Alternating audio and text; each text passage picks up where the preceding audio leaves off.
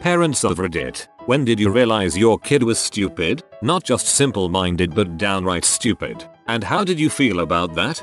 My son is not the brightest. When did I realize? There wasn't a big aha moment. It was more along the lines of, are you kidding me? You don't understand this? Happening over and over. Had tons of testing done. He is low IQ. Not mentally retarded. Just slower than the average person. As a teenager, if he was in a movie, he would be a lovable dumb jock. Oh, I don't know if this is gonna help, but I'm a dumbass and I tried college and hated it. If he likes working with his hands, send him in trades right away and not lose time like myself. I have 4 children. The 3 younger ones were asking me what their names would have been if they were born the opposite sex. My oldest child looked extremely puzzled. He was probably around 12 at the time. Finally he said, "How do you know?" He was legitimately baffled. My daughter then says, "Duh, she named us. What do you think? You came out and your belly button said this is Jake." I could tell so many more stories like this. More. Okay, this is sort of the reverse, but I have to vent. My mom was convinced my brother was learning disabled because he was struggling in school. He couldn't copy things off the blackboard, got headaches a lot, would get sick to his stomach and have to go lie down in the nurse's office a lot from the stress. The school district didn't think there was a problem because he could read at grade level. She took him to an independent place to be tested and they said, "Oh yeah, he clearly has some sort of disability, but we can't tell what kind without lots more expensive tests." She didn't have the money, so she just pulled him out to homeschool him in 8th grade. Fast forward to when he was 19, still hadn't gotten his GED, couldn't drive, and just played video games all day, living out in the country, totally isolated, never been on a date. My husband and I took him in, because we couldn't stand to see it, and because there was an adult learning center in our town that he could get to via the bus. About a week after he moved in, my husband noticed the kid squinting when he played video games.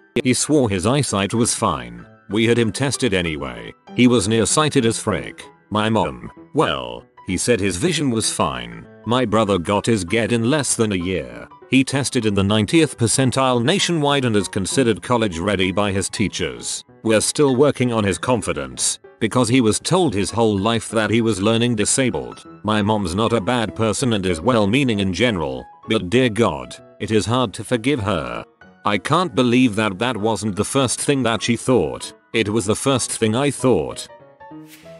It's kinda sad to see the responses. I'm not a parent, but I definitely know my parents thought I was kinda stupid. When I was barely a year old, I ran into a cupboard in the library and had to get stitches in my head. Over the years, I've gotten 3-4 stitches in my head due to idiocy, jumping off of beds, etc. At the family dinners, the parents always love to brag about their kids. They would ask about my older brother and my parents would always talk about how he was winning all these awards. When they asked about me, they said I'm still growing. My parents didn't care too much though. They loved me for who I was. My older brother was smart and yeah, I would ask him for help a lot when I needed it. He shouldered a lot of it, but in my sophomore year of high school, he stopped and straight up told me how screwed I would be when he goes to college. He didn't have time to help me anymore, and so it was either I started figuring crap out on my own or just stay dumb. My parents always told me why it's important to work hard, and I think the work ethic part of me carried me a long way when I went to college.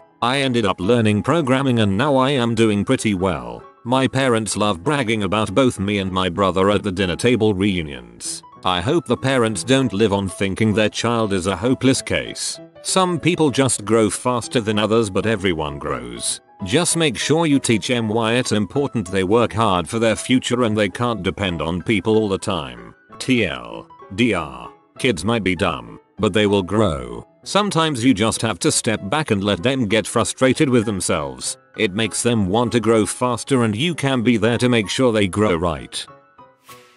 This is one on behalf of my parents. My older sister, 22, has been the brightest, but she has always thought of herself as the best thing since sliced bread. After she turned 16, she just started being extremely stupid, like more so than normal. She forgot how to use electronics properly. When they wouldn't work, she would throw them at walls, had really badly thought out replies, and her contributions to conversation were just dull. My parents assumed she was dumbing herself down to fit in with her friendship group, so they let it slide. It got worse and worse and she got bitchier and bitchier, so when we would try and help her she would yell and insult us. Think Haley from Modern Family stupid. Anywho, fast forward to last year. She had a boyfriend who was an absolute dirtbag. We know he was unfaithful now, after the breakup, in which he dumped her. So one day she came into the house looking absolutely devastated. She claimed her boyfriend would have to go to the doctors tomorrow and she was really worried for him.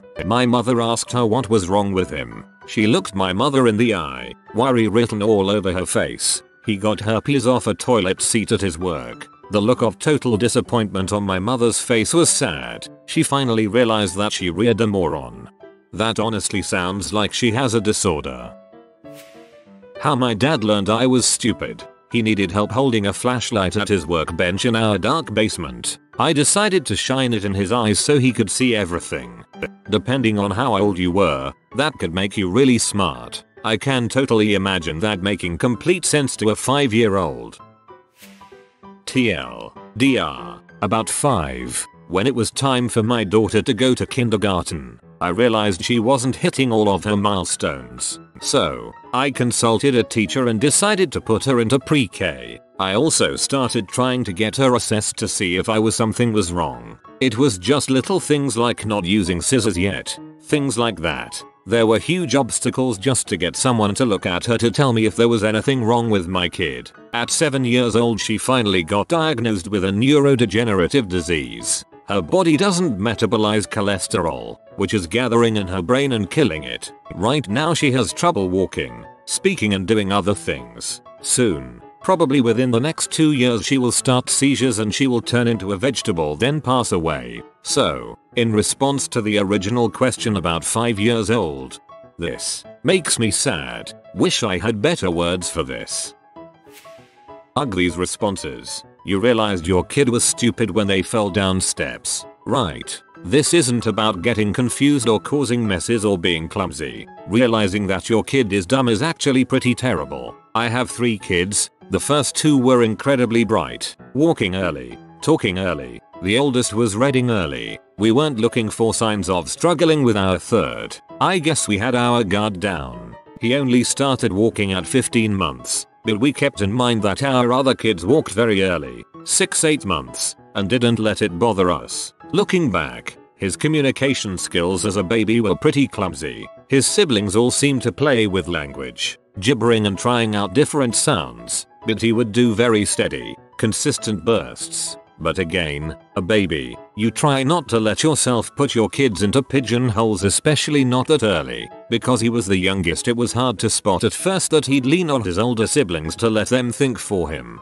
When he was struggling with a task, they would simply take over and complete it for him. The first time the thought occurred to me that something was actually wrong was when he hit 9 years old. We had gotten a new microwave. It was very basic, but a completely new setup. I noticed that he wasn't eating Hot Pockets anymore. I asked why. He said he couldn't figure it out. So I sat with him in front of the microwave. He stared at the buttons. Instead of trying to figure out the functions in this microwave, he was just trying to recreate the button layout of the previous microwave, as though the buttons had just been scrambled or something. He kept looking for a specific button. It didn't help when I told him it wasn't there. He only started using the microwave again once he could memorize the steps. He wasn't trying to understand the steps. Still, I thought this was just him learning to rely on his older siblings' problem solving. Why learn to learn if you never had to? I asked the most helpful of our kids to take a step back and she did, but it didn't improve. Problems with his video games, homework, chores, it didn't matter. Once he hit a wall he stopped, or would attempt fruitlessly to fix it, then stop. Show him a pattern enough times, he can mimic it, but he's not going to solve it for himself, almost certainly. He's an incredibly kind, generous and, thankfully, good-looking young man. Not being intelligent is not the worst thing. but it does make me worry about his ability to function independently. We pay far more attention to his friends than his older siblings, knowing how their critical thinking is going to become his new life patterns. I'm pinning my hopes on him finding a trustworthy life partner who has his best intentions at heart. Either that or hopefully our oldest two will continue to keep an eye out for him. I worked with a guy who sounds like your son. Took him forever to become an electrician. Incredibly frustrating to work with on any complicated task. He has an amazingly hot girlfriend. More friends call him in a day than call me in a month. And while he is basically skating by on looks, charm, and easygoing attitude, he's doing a dang good job of it. A girl in my class admitted to trying to charge her phone via microwave recently. She said she thought the radiation would charge it. She is 24. Her parents have to know she's a moron. I think my mom figured it out when I was in kindergarten and came home from school in socks because I'd forgotten my boots. There was about a foot of snow on the ground. That's not so bad. When I was 14 I went snowboarding in jeans. Got hypothermia. Granted, I do live in Florida. I've had to tell her all her life where to find things because she seriously was too dim-witted to grasp the concept of looking in more than one place. She's 18 now. Just the other day she couldn't find the comets to clean the bathroom sink. So I ask her, did you look under the other sinks? We have 3 sinks in the house. She blinked and looked at me empty-eyed. I walk over to the kitchen sink, bend over, open the cabinet, and there is a huge bottle of Comet. First thing when you open the door, I pull it out and put it on the counter and point at it. She just ducks her head down, cause she knows. She knows she has done this her whole dang life. Later on that day she's yelling, "We are out of milk." I walk over to the fridge, push the Coke bottle to the side, and point at the milk. How many times a day for 20 years do I have to tell you to actually look? In my head is a voice that sounds exactly like my father, whenever I have lost anything. And it says nobody in this dang family ever looks under anything. If it helps at all, I don't lose stuff so much now. My nephew paid a stranger from Craigslist $5,000 for a used car with no title. This is after he was warned repeatedly not to do this. He's still riding the bus and has 2 kids. At the very end, like, credits about to roll off watching Frozen for the 2nd time, my 12-year-old son shouts, "Ooh, I get it now." It took 2 viewings of a freaking Disney movie for a 12-year-old to understand the overly explained plot twist. I wouldn't call my daughter stupid, but she has an IQ in the high 60s. This child is in 7th grade and doesn't know her multiplication tables, and not for lack of trying. She quite simply doesn't get things. It is quite unnerving to watch her struggle with many things most people take for granted. She really tries and puts effort, but she is just learning so slowly. She's a beautiful girl, kind-hearted, caring and generous. I have no idea what to expect for her future. I can't even imagine her graduating high school. I just pray that she will find someone who loves her and brings out the best in her. My son came up to me while I was eating flaming hot Cheetos and asked for some, then cried because I wouldn't share. So I gave him one. Then he cried because it was hot, so I got him a drink and he calmed down. Then cried because I wouldn't give him more Cheetos, so I gave him another, and he cried. He ate my entire bag, the whole freaking thing, with tears rolling down his face. I once had a teacher tell us about how to gently talk about the possibility of mental disability with the families of children with disabilities when one of my classmates started to share that her 4-year-old cousin couldn't talk yet, but he's so cute. The teacher busts out with, "He can't talk at the age of 4? Something is wrong." The girl jerked like someone had splashed her with water. "No."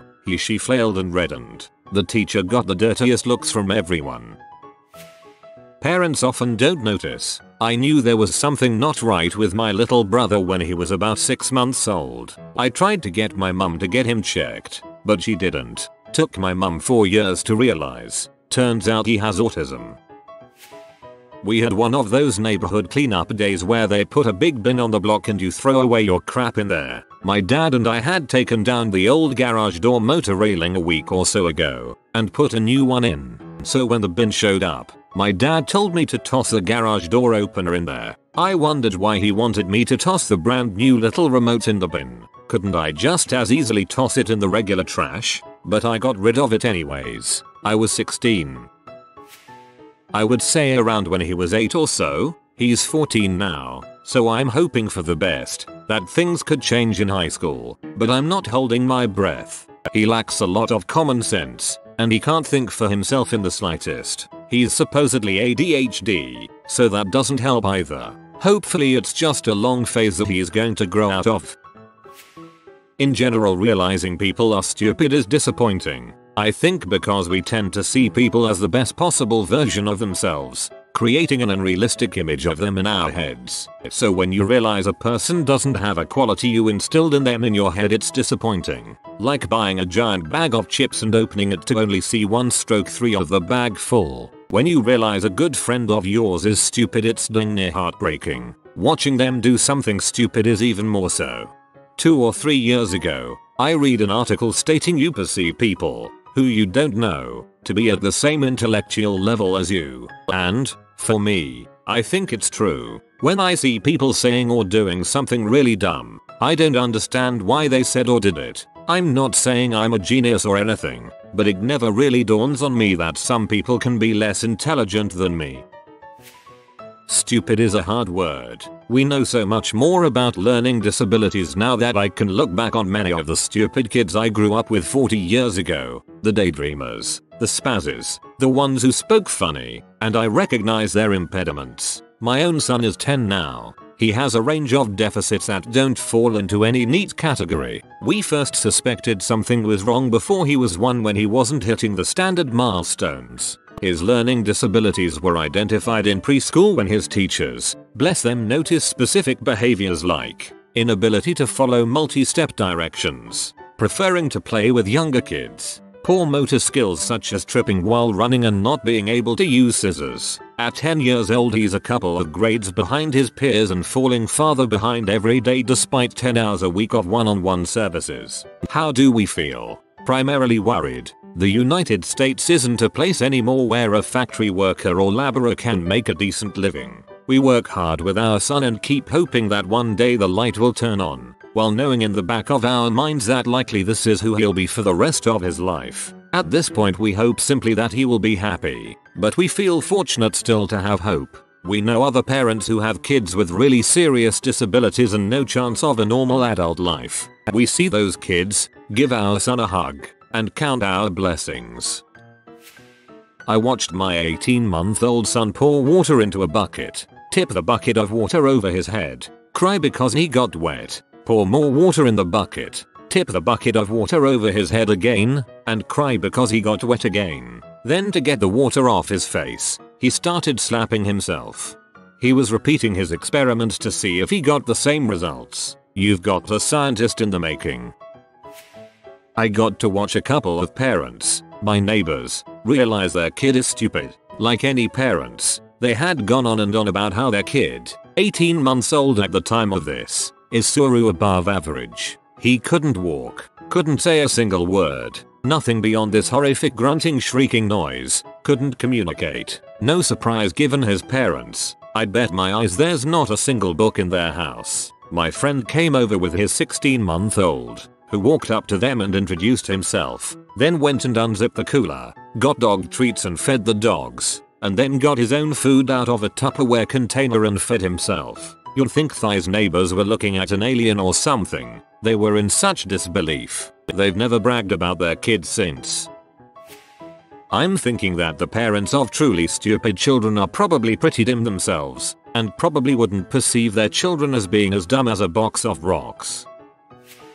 2 kids. One is brilliant, one is a little below average, and we all know average isn't that bright. Smart kid is lazy and completely unmotivated by anything. AVG kid is hardworking, ambitious, outgoing, charismatic, etc. Smart kid will probably end up becoming a neckbird living in our basement. AVG kid probably won't go to college. Instead, he is going to be the guy that gets a job as a mechanic after HS. In 5 years he'll have his own shop. 5 years after that, he'll have shops all over town. We're more concerned for the smart kid. The dumb one has qualities that more than offset any lack of book smarts. Redacted. I know how some of you new parents can worry when you read these threads, but I just want to tell you a little story about my experience. First, a parent worries about the baby's health. All the fingers and toes are there, born with the heart on the inside, eyes and ears work, etc. The second thing they worry about is intelligence. In our case, the worry came when my daughter had severe colic from about 2 months to 5 months old. My wife and I would run down checklists. Is she cold, hot, wet, tired, thirsty, hungry? Does she have a dirty diaper? Is it diaper rash? Is there a string on the inside of her footy pajamas? Is it too bright in the room? Does she need to be burped? The list was very long, believe me. Even holding her and bouncing rocking would do no good most of the time. We slept in shifts, one sleeping while the other paced the house with the baby in a sling, as this was the only way she would ever sleep, even if for a few moments at a time between crying fits. She wouldn't even really cry, more so she would scream at the top of her lungs until she would lose her voice, over and over again. We took her to the doctor no less than 6 times during these few months. They couldn't explain. We began to think she was mentally retarded in some way, as my wife has a history of autism in her family and her brother is severely autistic and violent to the point of being institutionalized for the past 35 years. I'll never forget the day my wife and I were at home with the baby, screaming at each other, laying blame on each other, wondering what we had done to deserve this devil child whom was tearing us apart. We were at our wits' end. I loved my daughter with all my heart since before she was even born, and as much as it shames me to say, I imagined myself throwing her out the fricking window to the pavement below. I just couldn't take it anymore. I had never harmed her in any way to this day, but I was ready to fricking snap. We were sitting there just letting her cry at this point because it didn't matter what we did anyway, and like a ray of sunshine after a tornado, she stopped. And she smiled, and for the rest of her entire infancy she was the golden child, who was always bright and cheery and never cried. It's as if she got it all out and never needed to do it again. I'm not a religious man, but the only word I can use to describe it is a miracle. It only got better from there. All through school she has always shown to be far above average intelligence. Straight A's and a few B's, with a 98+ percentile in national test scores, and has recently been accepted to a rather prestigious high school on an academic scholarship. She not only turned out to be not stupid as we had feared, but incredibly intelligent. So those of you who are worried because your infant toddler is showing some signs of being less than stellar in the brains department, give it some time. They may just surprise the heck out of you. After reading many of these responses, I'm not sure if these kids are actually stupid, or if they just have terrible parents who never taught them how to solve problems and not be buttholes. My family was taking a trip to the beach and my stepson was in the living room while I was printing off MapQuest directions. This was several years ago, and I thought I would show him on a map where we were going. Me. Okay, this line here. This is the route we are driving to the beach. This point on the map is our destination. Stepson: oh wow, we are going to North America. Me. We live in North America. We are driving from Kentucky to South Carolina. He was 12. The kid I nanny regularly is nearly 2 and still falls on her butt when she tries to walk, knows maybe 4 words, and can't pronounce my 1-syllable name for crap. Sweet, happy kid, but dang. Mom is a brilliant entrepreneur but dad is a little thick. My stepson has always been dim, thick as 2 planks, no common sense, still asks at age 13 if something he sees in a movie is real, no aptitude for learning or problem solving. For example, we only realized he was doing Spanish after his teacher noted in a school report that he was not really grasping things. He had done it for 3 years and we never knew he was in a language class. When we asked him good-naturedly to say hello to us in Spanish, thinking maybe we could get involved now that we knew, he didn't know how. We didn't push it any further. He was a straight DE grade student throughout elementary school, except for phys ed. His dad used to cope by saying that clearly he was a good athlete. Everyone's good at something and that's his strength, right? Turns out when we got him into team sports, he was too dumb to remember the rules, do what he was meant to do, stand in the right spot. If he ever bothered going for the ball, he would have been the one running the wrong way, every single time. It was hard to watch his dad process it all. especially since he was so studious when he was young. It is impossible for someone who just wanted to do well at school as a natural part of their personality to understand someone who struggles or doesn't want to try at all. It is also frustrating that all he wants to do is play video games, and he's not even good at them. He walks around Assassin's Creed punching people and not doing any of the missions. Just doesn't get it. He plays COD all the time but constantly loses it for his team cause he just runs around shooting and gets killed more often than he kills. His lack of critical thinking thwarts everything he tries to do, and I think maybe the army would be the best option for him, even though the idea kills us. The winner is that the kid is warm and loving and has high emotional intelligence. As a parent, you look at the good and the potential and you love them no matter what. Yes, it's disappointing that he doesn't have an inquiring mind and doesn't have any interests, motivation or hobbies, but he isn't bothered by it. And now we've accepted that he is his own person and won't ever be like we were as kids. We've saved money on science kits and magician sets and all this crap we wished he was interested in. Nature, nurture, there's not a lot you can do but accept them. Not me, but my mom's friend had a kid who she thought was autistic. She couldn't talk at all at 3 years old. She wouldn't learn simple instructions. She had problems with many simple tasks. About the most advanced thing she could do was walk. So after already determining the daughter was autistic, she took the kid to another doctor. On their first visit, the doctor told her simply, "Your child isn't autistic at all. She's deaf."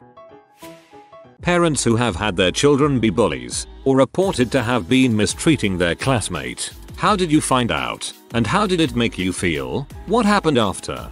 I feel like only good parents who actually acknowledged and subsequently addressed the problem will comment here. The answer we probably won't see, despite it being very common, is "I ignored it. The other kid was the bully, deserved it."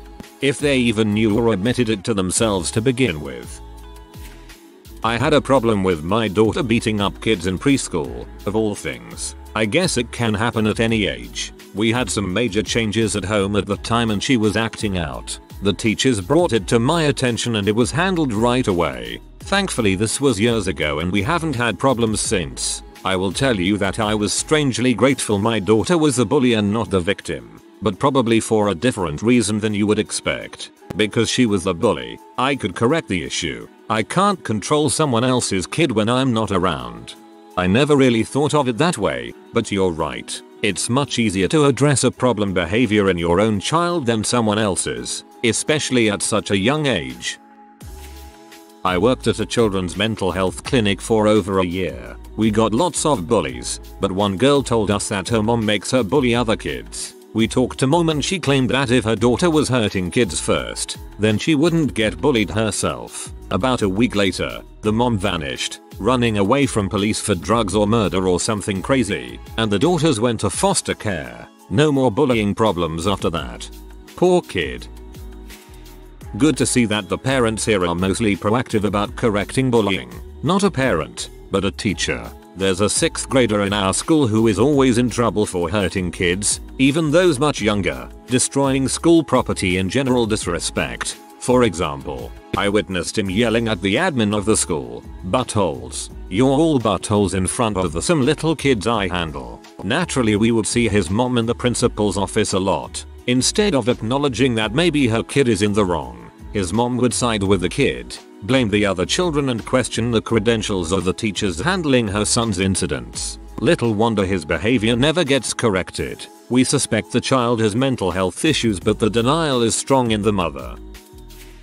My eldest daughter, a few years ago, she was 9, decided to hang around with the wrong crowd. After a week or so, her mother and I got a call to come in for a chat. And we learned that she'd been joining in the bullying of another girl in the same class and how the other girl had ended up breaking down in tears at the thought of going to school. When we got her home that afternoon, my daughter and I had a brief discussion about respect and morality. Read. I asked her if she'd enjoy receiving the same treatment she'd been giving, elaborating somewhat on the details. After crying herself to sleep that night, she woke up early and spent 2 hours making an apology card. That was the last time we had a call about her and bullying, until she kicked her little brother's bully in the head a year later. She got to choose what we had for dinner that night. That was the last time we had a call about her and bullying, until she kicked her little brother's bully in the head a year later. She got to choose what we had for dinner that night. Hahaha, she let you down once and went on to make you proud. My niece recently got in huge trouble when it was discovered she was bullying a first grader. She's in the 5th grade, but it's not like it matters. The school called one day and told my brother and his fiance. When my brother found out, he was really disappointed in her since she's been bullied. He's been bullied and it's something they bonded over and talked about a year or so ago. She was apathetic to the whole thing, which really made my brother angry, so she's grounded for the next while. She immediately started crying, wailing, throwing a temper tantrum, you name it. That's a power thing. She wouldn't bully someone older, but younger kids are easy targets for her feelings. She obviously has something going on that's bothering her big time. This is my unprofessional mama opinion. My teenage boys were driving past an apartment complex yelling at kids. They were being dongs. I would not have known if someone hadn't posted about it in the town's Facebook page. I privately messaged the mom of the kid they were yelling at. I then drive them to the apartment complex and made them apologize to the kid in front of his parents too and grandmother. They were unable to go to town without adult supervision for a few weeks. I was not amused. You sound like a pretty super mom to me. My kid was the bullied one, but I know what happened. So, my son goes to a special needs school.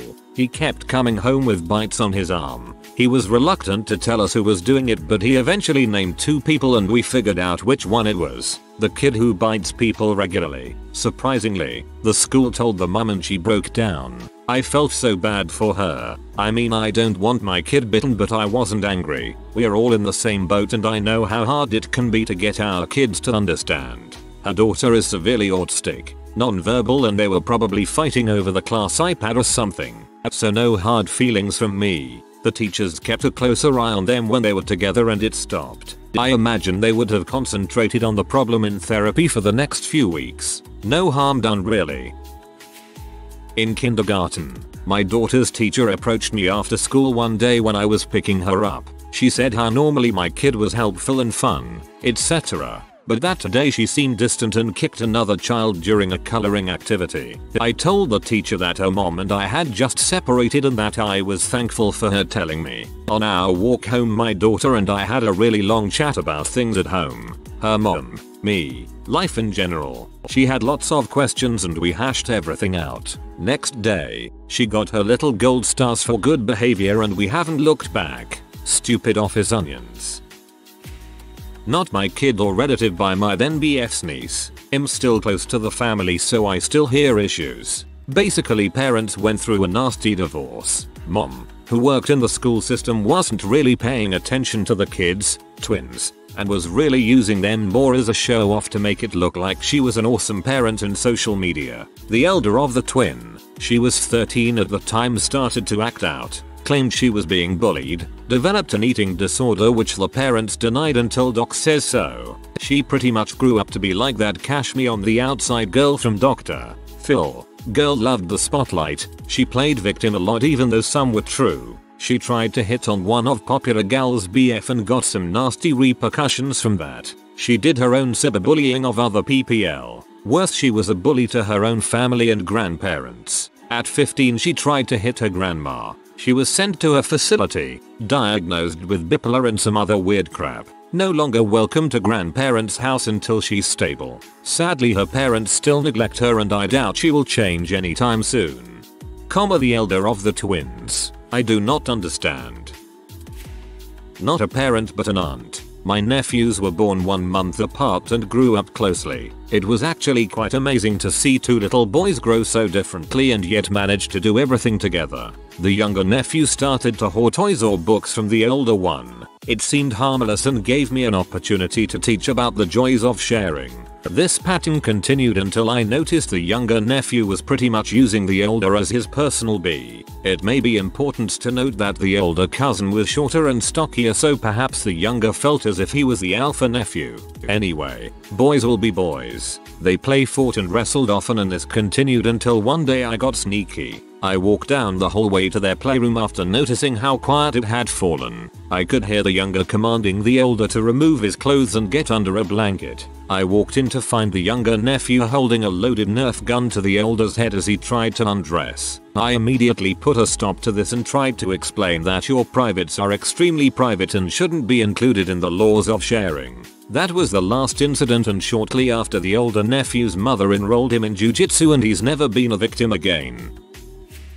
A timely question. Last week, during the first puck drop of a home hockey game, my son, the backup goalie, threw down another teammate on his bench. That teammate wasn't dressed in hockey gear because he was out with an injury. My son punched him in the helmet 3 times. It looked brutal. He was viewed as the perpetrator. Upon further investigation, though, the authorities at the school discovered my son had been bullied by this kid for years. My son beat his bully down like a bad butt. Not that I condone what he did. He got suspended and I backed the school's decision 100%. However, I did object to the label that my son was the bully. The school has now punished the other kid for bullying, too. I'm so sad this has happened. But I'm also pretty cool with the fact that I don't think anyone is going to mess with my son again.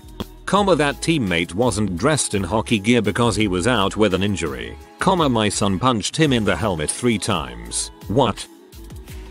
This thread reminded me of the time I accidentally bullied someone. Still feel terrible. It was 5th grade, right before I switched out of public school, because frankly the middle school was a crap show. At the Halloween dance, there were tons of categories and contests for costumes that night. A girl I barely knew approached me and said so and so was crying in the bathroom because of me. I was confused, and I followed her even though she honestly seemed pee. The crying girl was indeed crying. Apparently I said she was ugly. I thought about that and realized I had acted surprised she was entering a beauty contest because she was dressed as a monster. I hadn't meant she was ugly. I had meant it was weird to enter a monster costume in a beauty contest. I was, and still am, far too literal and often speak before thinking. So, I stared at the floor in shame and tried to explain as best I could, and then I fled. I hope she understood what I meant and that night didn't mess her up badly. Sorry, former classmate. I still have foot and mouth syndrome. There's a huge difference between what you did and bullying, though. You're good. Teacher here. 9 in 10 parents are bullies too, which is where the behavior comes from. Many times, they refuse to accept the truth about their kids and the kids themselves could be unaware too.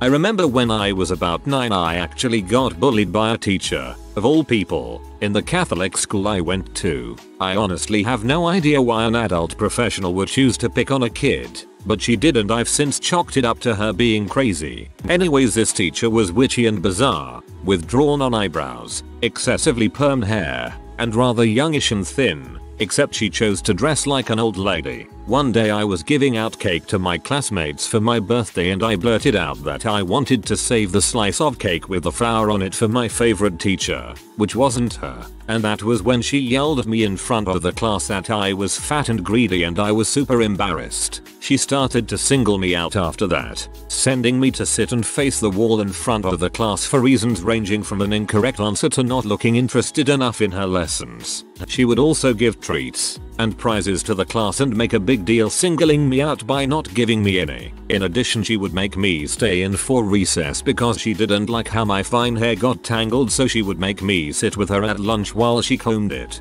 It was all really weird. The final straw came when I started crying a lot at home and some of the staff called my parents to report that I wasn't eating and they were afraid I was showing signs of an eating disorder. It was then that I broke down and told my folks everything that had been happening, fearing I would get in trouble. Instead, my parents went into the office with other parents who had previously complained, and she got super fired. TLDR. Got bullied by a teacher and then my parents got her fired. Frick you, Miss Farah.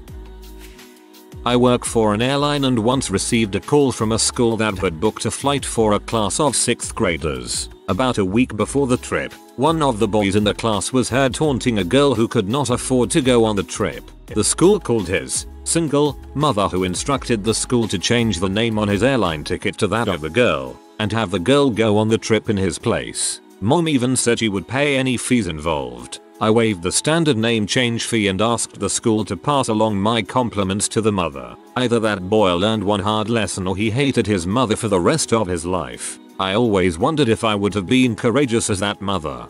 She sounds awesome. The boy's mom. We were looking out of the window one day when we saw our two girls with the neighbor. One was standing with the neighbor distracting her while the other sneaked round the back and jumped her. We felt bad for the neighbor that our two were bullying her, but also proud that ours were working together and getting along. We decided not to punish ours and give them some fish bits instead as a treat. Cats are assholes and there's nothing you can really do about it. Starts reading and grabs pitchfork. Finishes story and puts down pitchfork. Dang you. I received a call from another parent when my daughter was in 3rd grade. Apparently, she and a few other girls started a mean girls club. They hung out in the bathroom at lunch and refused to let this little girl join. They also refused to let other little girls use their bathroom. I called the other moms and let them know what our daughters were doing. And I also talked with my daughter about being a nice girl, who people like and respect, versus being a mean girl who people hate and make fun of behind her back. I then drove home the grossness of hanging out in a bathroom of all places. The club disbanded, and I made a point of inviting the little girl over quite often. The other moms did similar things, and she became part of the friend group. The thing is, my daughter wasn't really a mean girl. She's actually very sweet. I don't know why the girls decided to take over the bathroom, but I do know what movie they watched that they got their name from. I still tease her about her little club occasionally. Girls at my middle school did this as well, except the parents and teachers knew about it and never did anything. Good on you for actually talking to your kid about it. Child therapist here. I don't have a story, but this may be relevant. I talk to my clients who have been bullied about what I call the bully trap. When presented with bullying, children typically have 3 options and all of them are bad. That can tell, which often exacerbates a problem. They can fight back, which often ends up with them in as much or more trouble than the instigator. Or they can ignore it, which often means it continues or escalates. Many kids will opt to bully others that are even more vulnerable, as a way of deflecting from themselves, or seeking to gain their own power back. It's not unusual to find that a bully is also a victim in their own right. Not a parent, but I was a kid who accidentally bullied my classmates. I was raised in a household where no jokes were off limits. I thought I was just teasing people and thought everyone kinda got but hurt way too easily. This happened from 6th grade to 8th and I eventually stopped talking a lot and became the quiet kid cause I was too scared I would hurt someone's feelings if I talked. Plot twist. I picked on other kids at school from time to time. Pretty textbook stuff. I was insecure because I was awkward and chubby. So, I started being a comedian. Everybody loves somebody who makes people laugh, right?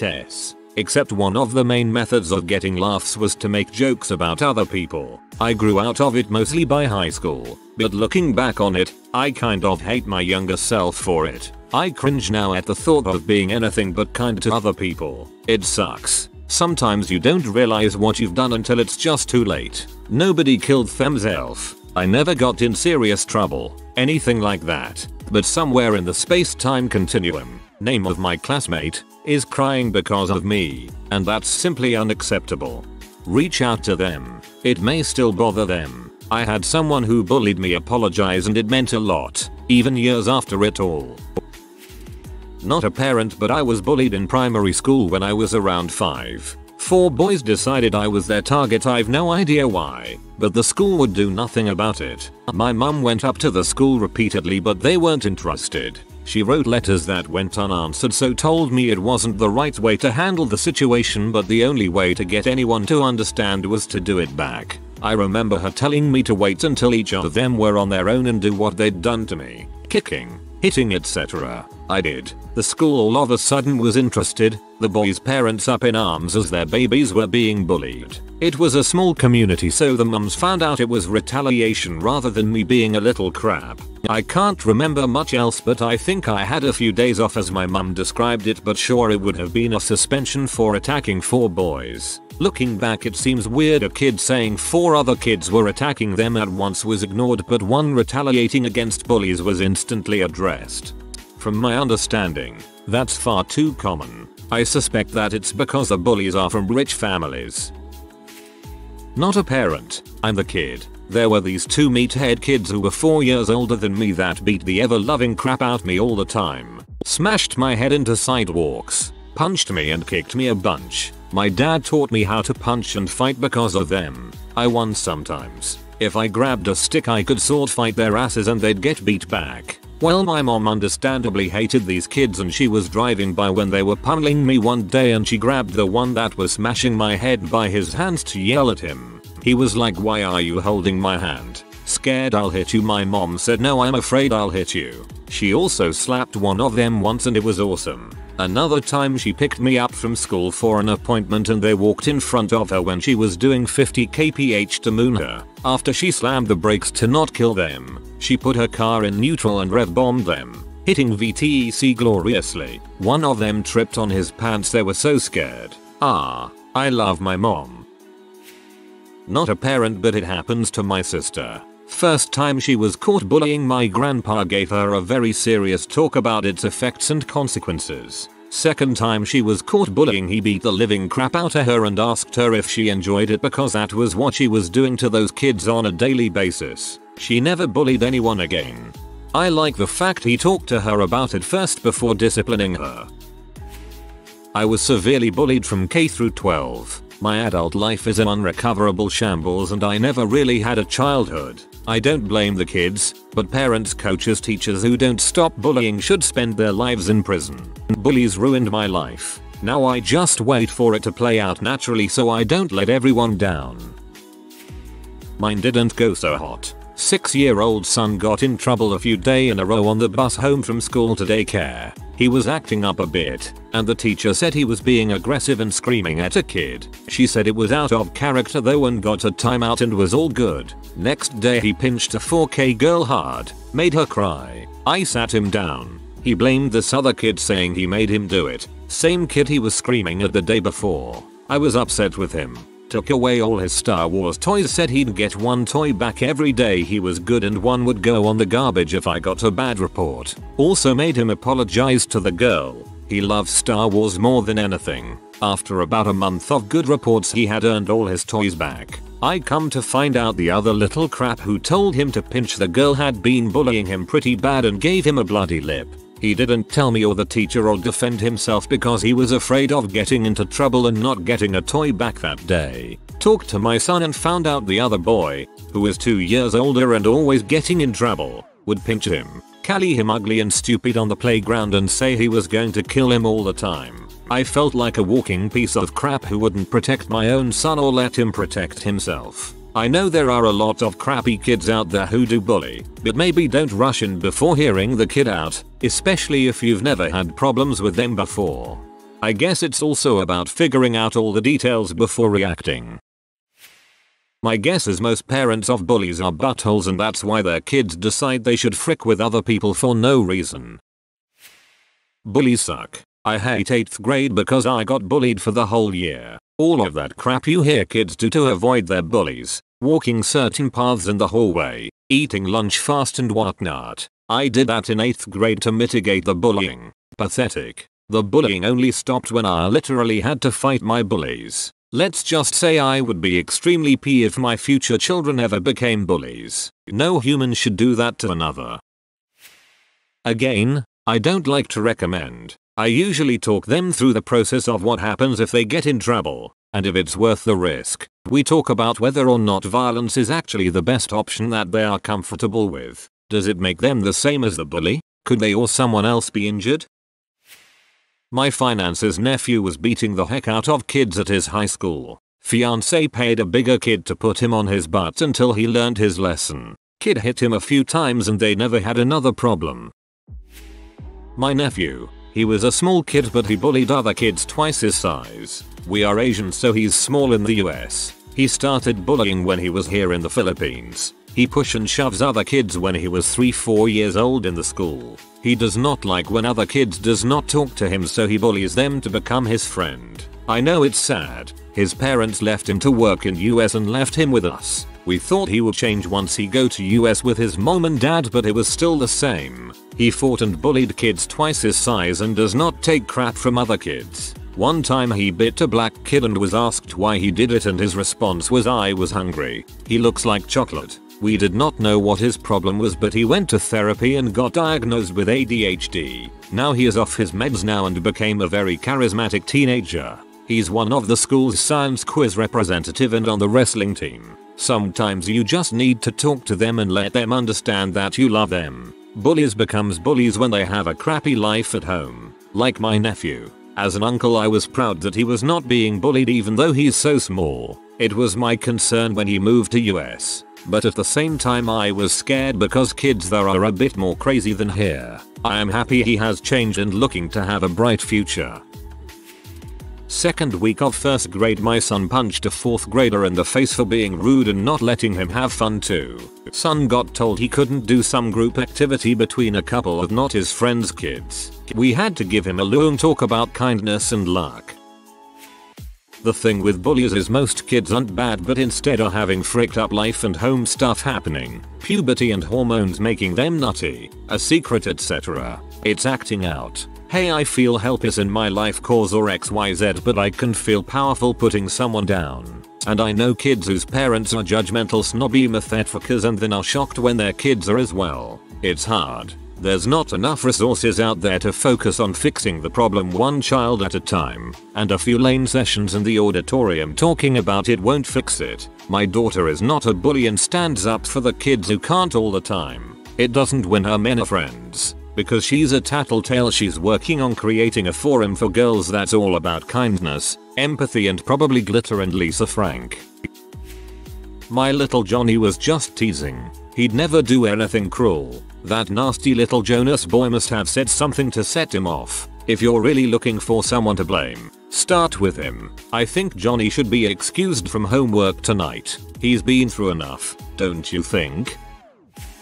My daughter is 4.5. Last week her teacher talked to her in front of me about spitting on a little girl. We have been having a lot of discussions about respect lately, so I was really disappointed and upset. Her side of the story was that the girl took her shovel and spit on her first. We still continued the discussion because it still wasn't appropriate and she had to color the other girl a picture apologizing.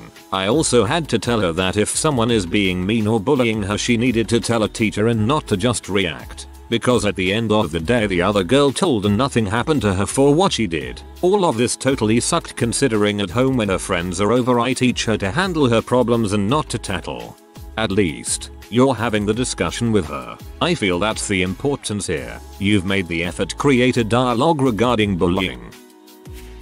I don't have a kid, but my little brother who is 5 can be a little crap. Everyone loves him, but he has bad moments and we don't know why. I had just moved out and he was a bit young to understand why I wasn't there anymore, and apparently when it clicked in his head, he had a massive temper tantrum at school. Was throwing tables and chairs around the room and calling everyone little suckers. Apparently the class had to be evacuated whilst the teacher restrained him. My 5-year-old little brother, my mum, and stepdad were obviously peeved because he had just started playing up a little and they are still trying to sort his behavior out. But when they told me that, I felt terrible, but I couldn't help but laugh. A whole class got evacuated because a 5-year-old went crazy because of me. It's not technically bullying, but I thought I'd throw this story in here. He's fine now, sometimes has his moments, but what kid doesn't? Every kid will kid every now and then. I guess I'm just trying to find out the thought processes of the kids that go through these stuffs. As someone whose childhood got saddening as time went on, I never thought of picking on someone as an outlet. That said, I do know my emotions got darker on a whole. Humans are complex. Parents, what behavior do your kids do that you didn't actively teach them, but clearly came from them being around, raised by you? I never paid much attention, but apparently my parents said, "Where are my freaking keys?" enough for my little sister to pick up as a toddler. She found them once and excitedly announced, "Mommy, here's your freaking keys." My husband randomly grabs my butt. One day our toddler grabbed my butt in front of his dad. My husband told our kid to get his own wife. I would grab my GF around the neck when kissing her or grab her butt and her son. 3. Started doing it too. Had to cut that off fast, hahaha. Our almost 7-year-old daughter sleeps with her hand over her crotch, just like her father. He does it from years of sack taps from an older brother and friends. IDK, why the frick she does it though? It's such a strong instinct for him now that he's passed it on to future generations. Last year I had to pick my 9-year-old daughter up from school cause she told a little boy who was messing with her, "I will fricking end you." Mom didn't think it was funny. I'd be pretty proud. Kid here. 23. My dad is 60. Growing up my dad would always silently walk behind my family whenever we were out and pick up litter. Now, without even thinking about it, I get the overwhelming urge to bend down and pick up that random soda can or empty bag of chips to throw it away. Good habit. You should keep that going. My 3-year-old is very strong-willed and very stubborn. The other day I was getting her down from climbing a fence and she screamed, "No daddy." I said no, so stop fighting me on this. That must have been tripped out to hear from a 3-year-old, of all people, lol. When my son was about 3 years old I stopped by the ATM to grab some cash. He leaned as far as he could in his car seat to scream out his window, "Cheeseburger, French fry." That day I learned. 1. I took him through fast food drive-thrus too often, and 2. I'm that obnoxious person who yells at the drive-thru. Bro, are you my mom? Cause I did this when I was like 3 or 4. My daughter is 3 and has her own little set of tools. She will carry them out of the garage and run her head and go phew. Apparently I unknowingly do that when I come in from wrenching on something. That is freaking adorable. My sharp, weird and obscure sense of humor. She was always annoyed telling me my jokes are not funny. One day she came home from school saying it's all my fault. Apparently someone said something, and she made what she thought was a funny remark, but her friends gave her a blank stare, and she realized she was turning into her mother. She's given in and now we crack each other up all the time. Joys of parenting. Realizing the words you just spoke were exactly the same as what you heard as a child. I use big words in my parenting and let kids ask me what they mean. My foster kids end up starting to use big words, usually after a few months. They sometimes misuse them or really emphasize them, which is cute. I ate a tremendous mac and cheese today. My friend betrayed me. Sometimes one foster son wouldn't believe me about stuff about science and the body. We found out later his mom was super anti-education and anti-evolution, so it made sense. When he would ask me a science question and then demand to know how I knew the answer, I'd tell him I had a degree in biology. Anytime I got something wrong or didn't know an answer to something after that, he would exclaim, "I thought you had a degree in biology," even if it was like guessing what he ate from his snack. 2 of my long-term kids starting planning their walking route to school around what neighborhood cats they wanted to pet that morning. I ate a tremendous mac and cheese today. Absolutely stupendous confectionery.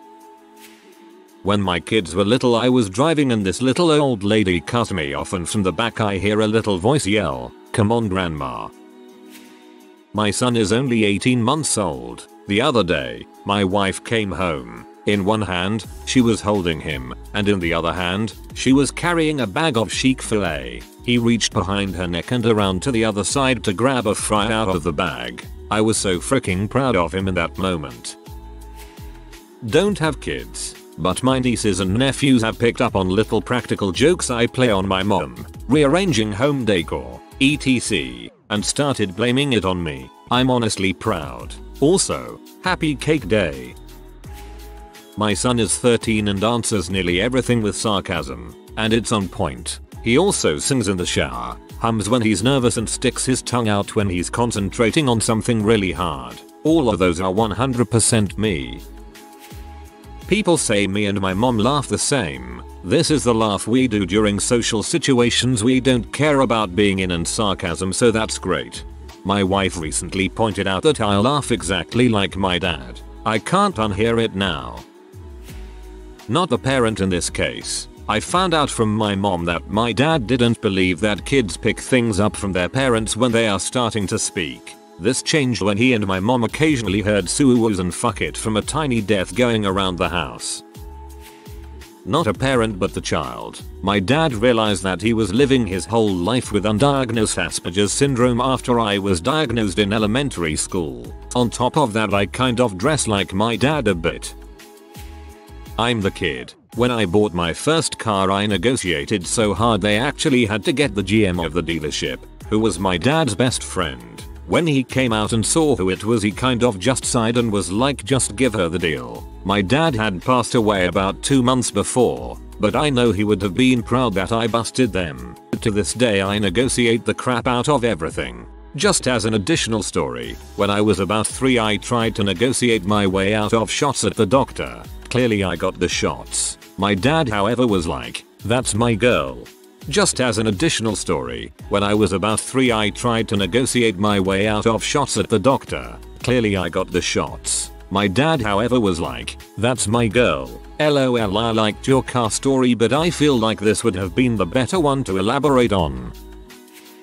When asked to do something I don't want to do, I wave a hand in the air and say yeah yeah yeah, and we caught our then 18-month-old daughter doing the same when we'd ask her to do things. She's 2.5 now and is still doing it when we ask her to get dressed or go to bed. Both things she doesn't like to do. My nieces use expressions from movies they've never seen, because I use them. Hey, don't rub that. That's $20,000 alpaca. You blot that crap. My youngest picked up lick my balls when he was younger, no idea where he went to kindergarten, and first day we got phone called to tell him he cannot say those words. He was running around classroom yelling lick my balls, lick my monkey balls. I'm a nanny, not a parent, but I've noticed my kiddos picking up random words and phrases I use regularly. I had no idea how often I said, there we go, till my 2-year-old charge started mimicking me. My 5-year-old loves Queen. Starts all of his sentences with listen. He laughs hysterically at horror movies, and he's really into butts. A baby boomer with some extra emphasis on the baby. I wonder at genetic components. For example, I drove my grandma nuts because I never tied my shoes. I'd slip them on and off. My oldest son also does this, though I stopped doing it years before he was born. Another example, I used to pace up and down the hallway as a teen. It cleared my head. My other son does this, yet again, something I stopped doing well before he was born. My niece holds various electronics to her ear and says hello, although it sounds more like whore. She hasn't done a phone call in her life, only video chats. My nephew mimics most of my jokes and expressions. I'm very goofy and he loves it. He had a photoshoot last Christmas or something and I legit laughed out loud seeing the results, since half of them were meme expressions that I use all the time. He's a good kid. I'm very proud of him. Not my daughter, but a friend's. My boyfriend and I are sitting in the backseat with this adorable 4-year-old girl. He pretends to fall asleep and I say what the heck, to which he replies yes. But we don't say what the crap. I admire her unpunishable sneakiness. My 7-year-old son is sarcastic, yet incredibly funny. Most nights at dinner he finds a reason to get up and leave the table, like he just forgets about dinner for a minute. Will you sit down and eat? What are you doing? I might ask him. He comes back to the table, does a floss dance in slow motion with this weird look on his face, and sings "Give it to me, I'm worth it." Then asks you like that, "Are you proud of me?" in the most condescending voice he can muster. It's freaking hilarious and I will nearly fall out of my chair every time. Just talking and sounding the way I do, while my daughter and I waited in the vehicle after parking the boat and my husband was still messing around with it. Sigh mom, dad needs to get a grip about the boat. I mean, right eye roll. She was 3. She's like a mini me and it's bananas. It makes me question everything about how I am. Me and my mother sound completely indistinguishable. Not even my grandmother can tell us apart on the phone. My husband is very extroverted and genuinely cares about everyone he meets. Everywhere we go, he will ask servers, cashiers, managers, etc. who their favorite superhero is. It is his way of breaking people out of their work routine persona. It then in turn gets others in the general area involved and just overall makes people happy. I was out with my 15-year daughter this weekend dress shopping and she immediately did the same thing. It made me so proud to see her carrying on the idea to see people, engage with them and not being too busy in her own little world. Or, I like all the little silly answers but this one is really heartwarming. My kids think Maryland is a curse word. I worked really hard to stop cussing at people when I drive. So I started calling them by their license plate state. My oldest is 16 and will still call someone a Maryland when they are being aggressively dickish. I mean, Maryland drivers are trash as a whole. My daughter is 13 years old and doesn't like taking showers. She isn't smelly or anything. She forces herself to take showers. When I was around her age I would do the exact same thing. I would wet my hair a bit and tell my mom I took a shower. My dad used to smell my hair to make sure I used shampoo. My stepsister and I would spray my hair with air freshener in the bathroom. LOL yikes. I asked my friend's 5-year-old to give my dogs water. She had previously stayed with us, with her mom of course, for 2.5 months and it was her favorite chore. She looks dead forward and says fine if I have to provide water for the dogs. I didn't choose dogs. And goes in the kitchen. I looked up and said she didn't have to. She looked me square in the eye and said what am I doing here already? Giving my godbrother's water. Her mother's child. I was telling my parents that I only like to chew like 1/5 of a stick of gum at a time. My dad looked at me like I had 2 heads so I said what it's not that weird and he told me about how my grandpa was notorious for doing this and would leave like sticks of gum with just the top bitten off all over the place and it used to drive my grandma crazy. Doing this might be more common than I think it is but so far the only person besides me who I've ever heard did this was my grandpa. Yes. My 3-year-old son ends up sleeping in our bed a lot, working on transitioning him into his own room. He sleeps next to me and puts his cold feet under me and around my legs. I do the same to his father. LOL. I've got a toddler and it's more that he repeats what we say. Only when you hear it do you stop and think wow I must say that all the time stuff like what's happened, what's going on, I told you, LOL it's quite funny but makes us quite careful about the words and actions we use to display anger and frustration. I've found I've become a lot more articulate with describing how I feel and talking about how I feel now. So strange. Yeah, that's why folks should be careful what they say in front of and around kids. They are capable of picking up and repeating what you say a lot more than you know. And some things shouldn't be said in front of them, anyway. Not mine, but my friend keeps complaining that his sons have the same taste in women than he does. He's really upset about it. My son does not want accolades. He keeps doing great things and getting awards and HS and he dreads the attention. I didn't understand this until I got remarried. When I moved in, my second husband wanted me to display my athletic trophies. I mean, yeah, I kept them, but they're all in the basement in a box next to my baby pictures. The thought of displaying those made me cringe. When I get awards now, I cringe. I see where he gets it. Me too. I don't like the attention of success at all. It's like that quote, success never surprised anyone. I worked so hard to achieve something and to have a lot of people congratulate me on things they didn't go through or even know the half of just seems strange.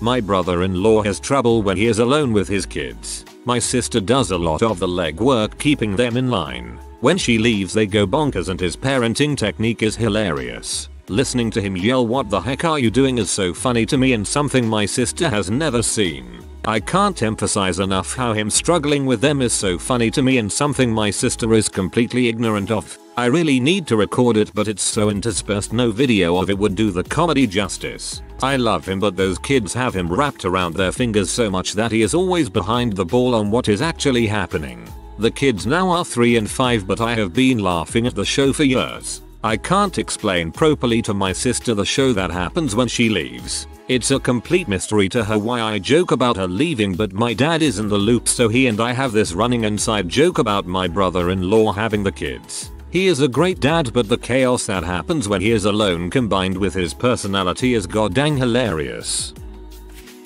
Phrases I say all the time. The way they always look for the funny in all situations. My 9-year-old son came home from school after a week with his mother and shows me a coloring page of Forky he cut out. He proceeds to create a homework issue. He tells me he doesn't remember the assignment and needs me to look it up online for him. Waits for me to log in and search his school website for it. Then grabs Forky and proceeds to obstruct my view with a dancing Forky as he sings a song to me that I always sing to him when he's frustrated, and took me a solid 2 minutes to figure out what's happening here as I look for his assignment. He starts to laugh so hard that he gives it away. That's when I figured it out. The whole thing was a ruse for him to do what I do to him and his sister. A proud moment for me, yes, but frustrating at first. We laughed after this, it was funny moment. Say crap when they drop things. Wipe off the sheets when they get in bed. My hair sheds like crazy, so I wipe them off before going to sleep. They're 5 and 1.5. My 10-month-old loves to be scared. The other day I was washing my hands and he quietly crawled around the corner and yelled, "Ah," really loudly at me. It scared the crap out of me, but I'm also really proud. I'm usually teasing my wife, either grabbing her butt or breasts, and my 3-year-old daughter started do that to my wife's mom. My daughter is 4 and she looks like my husband's twin, except her hair is blonde and curly. I try not to use swear words around her, but apparently she picks up on sarcasm. She was at her grandmother's and they were having tea with cookies and little plates with another lady in the bottom of the retirement building my mill lives in. While having tea, one of the other residents walked up and said, "Give me a cookie." My daughter looked at him and said no. He puffs up and said, "I was an admiral in the US Navy and I want a cookie." She gives him a look. My mill said it was like me, and says, "You didn't say please." She then waves her hand and says, "You can go now," which is a phrase I use when I'm super pissed off at someone doing something I don't like and I can't yell at them. My kid physically doesn't look like me, but goddamn she has my personality in spades. I am the aunt in this situation and I play a lot of games with my nephew. A lot of times we play separate games in the same room. One time we both were playing GTA on separate consoles and he sang out of nowhere that line, "Move B, get out the way." I was mortified. He was 9 at the time. Now I don't play GTA when he's around because sometimes I just sing that out of habit. He got rid of that habit after 3-4 months, fortunately. My son and daughter are so good with babies. My son especially. He will seek out a toy from his collection to give to the baby. They freaking cuss. The little mother suckers cuss more than I do. No respect, I tell them, and they just say, "Oh, shut your pie hole, grandma." Parents on Reddit, what was the most embarrassing moment for you caused by your children? When my sister was pregnant with my nephew, my sister kept the baby's name a secret from my then 4-year-old niece. While babysitting my niece, I convinced her that her parents were planning to name the new baby Homeless. She announced her new brother's name to everyone in her daycare, random strangers at the grocery store, or anyone else who would listen. My sister still hasn't forgiven me for that one. I want to imagine your niece still calls the boy Homeless. My daughter's daycare had circle time every morning as a way to start the day. Anyway, we were late and walked into the middle of circle time. My daughter said we're late because my mommy had diarrhea. Oh god, this is my future, I just know it. "You're a funny little man, but I like your hat." My 4-year-old said that to a little person in the airport who was wearing a cowboy hat. I practically wanted to keep walking and leave him there. Then I heard the man respond, "Thank you. And you're funny little man too." He was great about it, and several of us ended up smiling instead of being mortified. I feel like it'd be hard for a little person to be mad at a child who probably hasn't encountered a little person before. Unless they've already been having a bad day, maybe. Not a parent, but the sibling of child. We were going out to eat and he was pretty young. As we were sitting down at our table, a group of Sikhs walked past and he yelled, "Hey look, mom and dad, pirates." We were mortified, but they seemed to think it was hilarious. I still cringe when I think about that. Standing in line at the Home Depot with my daughters, age 3 and 5. We're white, in a mostly white city, and the guy in front of us is black. The 5-year-old points at him and says, plenty loud, "A brown person, what's he doing here?" I begin the head tuck of shame and calmly explain that there are brown people everywhere, even Home Depot. The 3-year-old twists the knife, yelling at full volume, "He's brown all over." Good times. As a black dude, we don't mind this at all. I've been called a cinnamon man, haha. I'm not a parent, but my brother is 15 years younger than me, so people in public typically think he's mine. We went to the museum when he was about 4 and they had an exhibit about mummies. He was a little rowdy but nothing too bad, and at one point he asked for me to pick him up so he could see one of the mummies through the crowd. The tour guide was giving us all of this historical context on this ornate mummy covered in golden jewels, and everyone was quietly taking it in and asking very intellectual questions when my little brother shouts as loud as he can, "Look, he doesn't have underwear on. You can see his pee-pee. You could in fact see the mummy's penis." So he wasn't wrong. Upvote for mummy penis. My 5-year-old son was kind of obsessed with little people. We ran into the local supermarket to get milk and there was a man pulling milk out of the case. My kid shouts, "Look, it's a nibbit," his word for midget, and then tried to follow the guy through the store. The worst thing was that the man wasn't a dwarf. He was about 5 feet tall, so just short. I was waiting in A&E with my 3-year-old son after he swallowed a thumbtack. I needed to pee and had to take him with me into the small toilet beside the waiting room. I'm midstream and he shouts out in his best voice, "Dad, your willy is so big." Everyone in the packed waiting room heard him and the rest of the wait was pretty awkward. I nearly died of embarrassment. When I worked at Target, I took a break to use the bathroom. As I'm sitting in the stall, a father and his 5-year-old son comes in and used the stall next to me. As the father was pee, his son goes, "Wow daddy, your penis looks like a rocket ship." It took so much energy to hold in my laughter. Once we invited a couple from church over to our house for the first time to watch a Bears game. At the time my son was 3 or 4 and would refer to the teams by their jersey color. Well, that day they were playing the Falcons and the Bears were in white. A few minutes into the game, my son wanders up to me and quietly asks which one is Bears. I told him it was the white team, to which he then shouts out, "Yeah, we cheer for the white guys, because we don't like black guys. Right dad?" I had to awkwardly say yes. The Falcons are wearing black, and today we do not like them because they're against the Bears. Everyone laughed a bit, but there were some side glances. When I was a kid I used to refer to my grandparents as black granddad and white granddad because I got fed up calling them both granddad and not having a way to distinguish between them. But they were both white. I was referring to their hair color. My daughter, myself and her father are all white. My daughter's primary care doctor is black. She was a premature and she saw her doctor very regularly. Whenever she was learning to associate mommy and daddy, I think she got something mixed up because she would point to any black man and say daddy. I think possibly she thought doctor equals father figure equals daddy or something. But the most embarrassing yet funniest one was when I was in line at Walmart. A black man with his white girlfriend walked by me and my daughter. She points at him and loudly screams daddy. The girlfriend's head turned so fast and looked him down heavy. He made a gesture with his hands like that Neil deGrasse Tyson badass meme and shook his head saying no baby. I bet that dude heard about it all the way home. Not my kid, but a friend's. He took his young daughter to dance ballet class and once the instructor starts the class the outside door locks and you have to ring the doorbell to get in. Well, he is standing in the watching area shortly after class starts and the doorbell rings from a late arrival to class. His daughter runs over and yells, "Daddy, daddy, is that the goddamn Jehovah Witnesses again?" At this time he learned his daughter repeats what he says around the house. This is freaking awesome.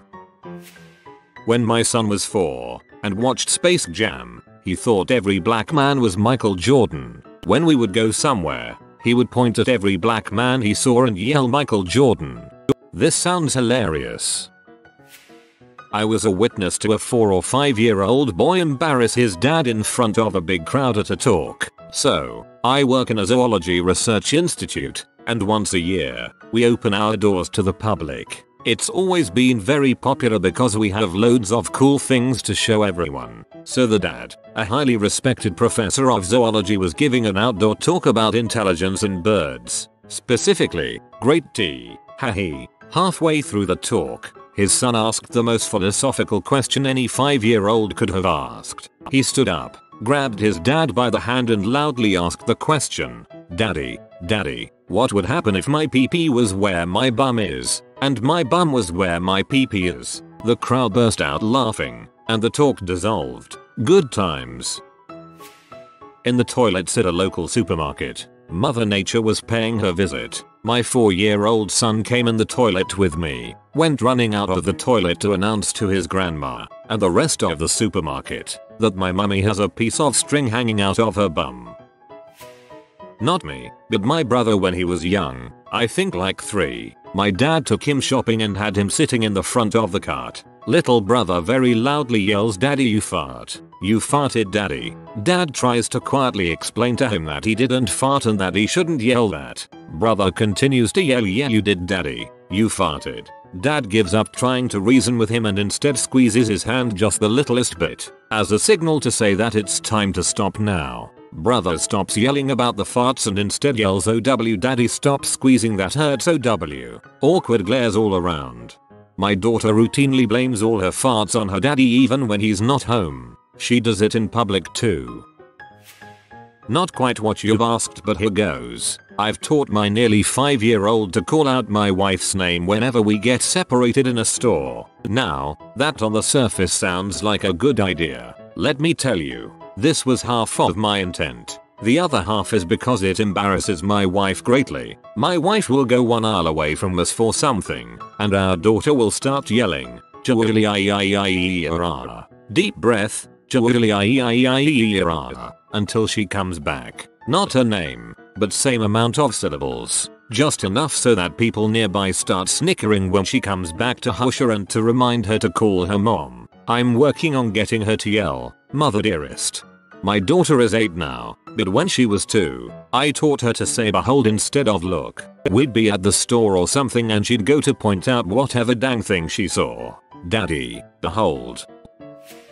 There's this guy who works at the local Costco who was born with no arms. He just has hands coming out of his shoulders. My daughter, who was around 3 or 4 at the time, pointed at him and went, "Ha ha ha ha." We taught our kids the proper names for male and female genitalia from a young age. When my middle son was around 3, he would constantly point at different people and say penis if it was a guy and vagina if it was a girl. We tried to get him to stop saying the words in public, but eventually figured it would make more sense to not make a big deal out of it and wait for him to get tired of it and stop. We were at the mall one day and the cashier was ambiguous looking. I myself wasn't entirely sure of their gender until I saw her name tag. My son looks at her and says, "Penis or vagina?" Which one? Surprisingly she didn't seem offended and said, "I'm a girl." To which my son responded, "Oh, vagina." He also refers to a vulva as a vulvo. I asked my mom for her answer. When you were around 6 or 7, you went through a stage where you tried to translate Spanish words to English in the most literal sense. It was funny, until you started screaming, "Stop molesting me" to your brother at the grocery store. In Spanish, to annoy someone is molester. So yeah, sorry, ma. Those false cognates all jetcha. My daughter decided to strip completely naked, nappy and all in the shop when I had my back turned for about 5 seconds. I only became aware when a lovely lady tapped me on my shoulder and whispered into my ear, "Excuse me love, your child is dancing naked beside the potatoes." I did try to hide my laugh. For a period of time after my daughter realized she could get her clothes off herself, she'd instantly strip down anytime my attention strayed for a brief second. Sometimes I think I had a "I'm not even angry, I'm impressed" reaction to how fast she could do that.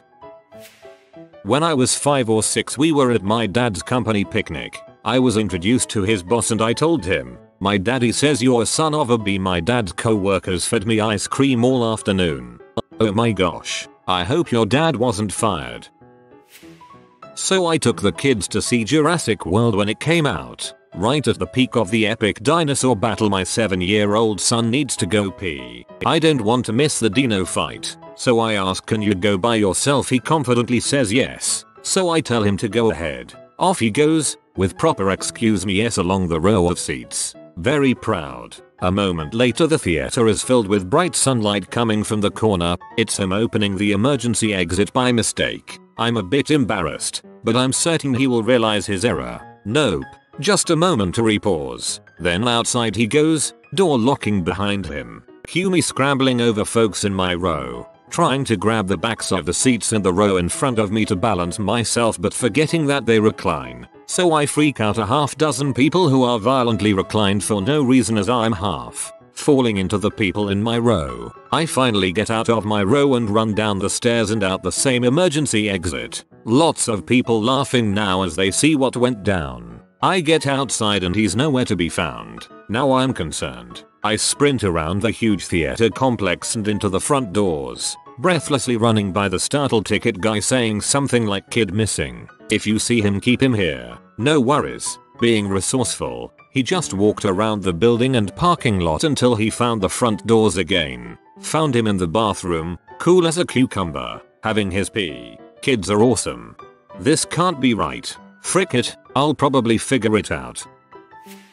I'm not the parent, but I do have a story about my brother. He has autism, and when he was 5, he was very attached to a squirrel beanie baby appropriately named Nuts. He carried this squirrel everywhere. Once, when my grandparents were in town, we all went out to eat, and naturally my brother brought Nuts along. My grandfather, however, was not having any of this. He thought it was improper for children to bring toys to the dinner table. My mother warned him to just let it go, but my grandfather was persistent. When we were all seated, my grandfather took matters into his own hands and snatched the squirrel away from my brother. Cue brother screaming. Except he was screaming "Don't touch my nuts" and crying hysterically, causing a huge scene in the restaurant. Every turn to give my grandfather dirty looks. Humiliated, my grandfather gave him back his squirrel. TLDR.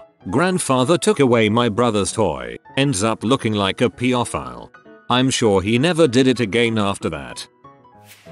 I had just reached the age where I began making comparisons. That is, this pillow is blue like the sky. At the grocery store waiting in line, a black gentleman was waiting behind my mother. My childlike wonder zoomed in and I whispered to my mom, "That man has dark skin." I guess we hadn't had the "there are other races than white people" talk. So my mom just whispered back, "Yes, there are lots of people with different colored skin." I whispered back, "His skin is the same color as burned bacon." Naturally, my mortified mother whispered back, "You can't say that about people. That's mean." I apparently decided that whispering was overrated and screamed, "It's not mean. That man has skin like burned bacon." He laughed, thought it was hysterical. I've never seen my mom pay and check out that fast since. I like how the parallel you drew was burned bacon. This is actually a story from when I was a kid that was pretty embarrassing for my parents. When I was 6, the 1980 Winter Olympics were going on, and I became a huge fan of the US hockey team that won the gold medal. One day in school as the Olympics were in progress, my first grade teacher, Mrs. Silverstein, gave my class an assignment to draw a picture of something that made us happy. I drew what was making me the happiest at that time, the US hockey team winning a game. For some reason I wanted to draw a picture of the players shaking hands after the game, and the game that had just happened was when the US played the West German team. So I drew a bunch of hockey players all shaking hands, and the US flag, and having no idea what the West German flag looked like. But with a recent field trip to Lacherhurst, NJ, where the Hindenburg crashed still fresh in my mind, I knew what the German flag from back in the 30s looked like, so I drew that as well. So my drawing that I turned into Mrs. Silverstein was a bunch of guys shaking hands in front of the US flag and a Nazi swastika. I remember being quite confused when my parents had to bring me to meet with the teacher and a vice principal to discuss the inappropriateness of my drawing. I was waiting outside the changing room cubicles for my sister and niece after a swimming lesson. Suddenly, a shocked little voice pipes up, "Mummy, you have hair on your badge, Jenna." Former child here. Attempted to embarrass parent. Parent flipped, it embarrassed me. I was dragged along on a shopping trip, which I dreaded when I was about 12 years old. Now my mother is a heavy-set and conservative woman. As she was in the line for checkout, I picked up a tiny blue thong from a nearby display and shouted, "Hey mom, did you want this or should I just put it back?" waving it in the air, drawing looks from the crowded store. My mother never missed her beat and shouted back, "No," I said I wanted the red one. The red one. Mom, one obnoxious tween 0. Former child. For some reason this is the funniest part of the post. When my oldest was about 3, we were on a walk and my son decides to announce to a random woman on the street, "I have a lil pee-pee and my dad has a big pee-pee. So, yeah." She responded, "Good for your dad," with the knowing smile of someone with little kids. Substitute dad with bro and that's me as a wingman.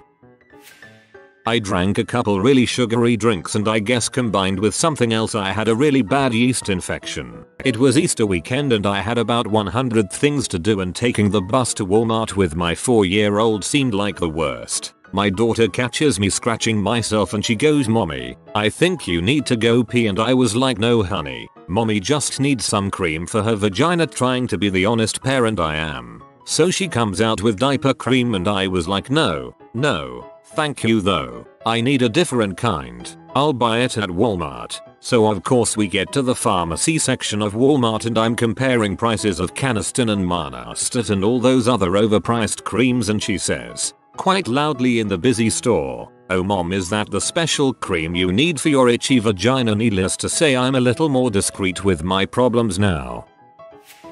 Me, at 4yo, a very, read, non-stop, chatty child, in a crowded shop, clear as a bell, chirpy as a bird. My daddy slept on top of my mummy last night. Bunk beds, we had just arrived on holiday on an overnight ferry, and my parents slept in bunk beds, with my dad in the top one.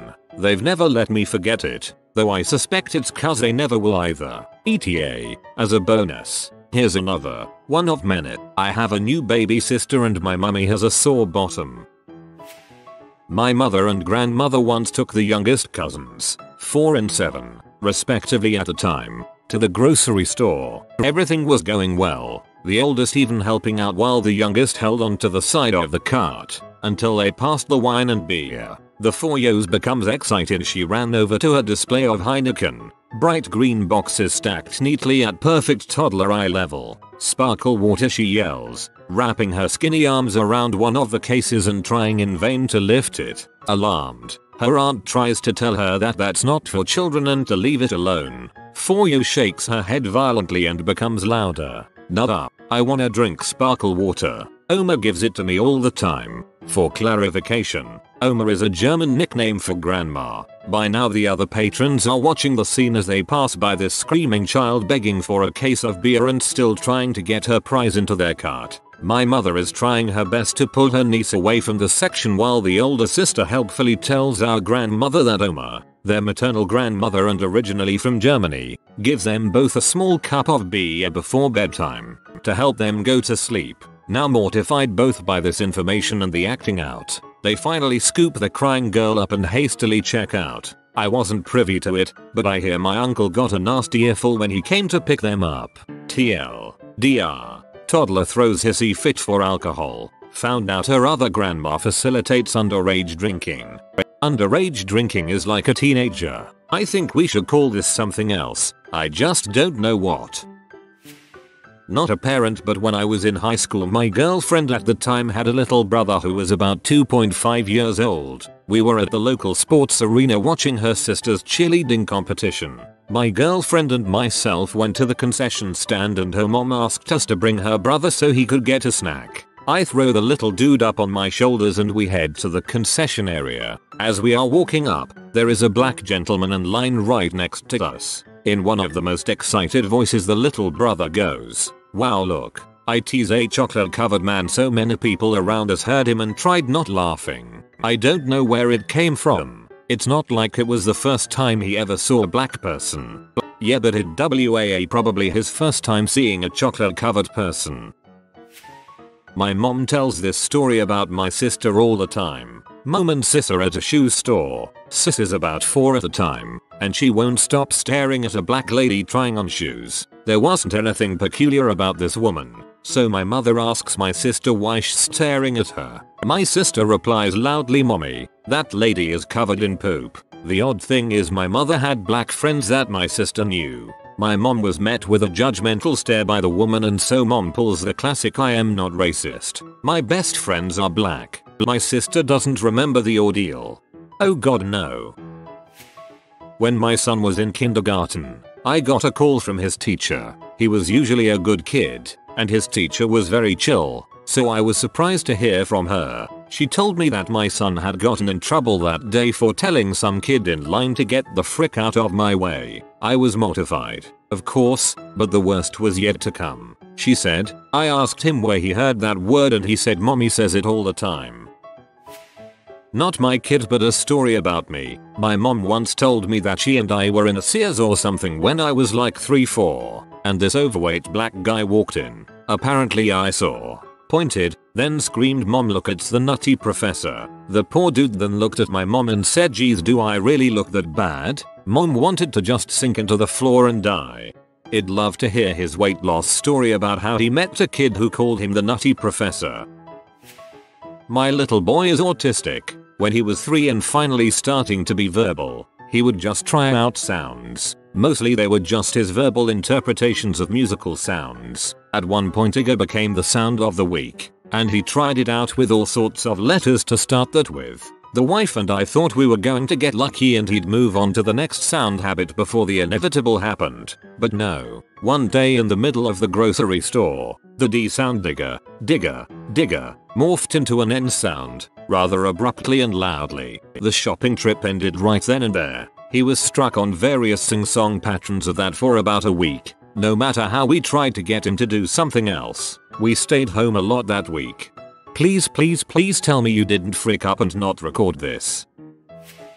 Not the parent, but I'll speak for them since they have no idea what Reddit is. My parents threw a huge house party and had just recently purchased a new mattress, getting rid of their old waterbed. My brother and I, 6 and 4 years old, respectively, missed the waterbed so much. We went back into their room while they were entertaining guests and proceeded to use sandcastle buckets to transfer water from the hot tub onto their new mattress. We succeeded in emptying about half of the hot tub before anyone noticed. Long story short, another new mattress was bought, along with new carpeting.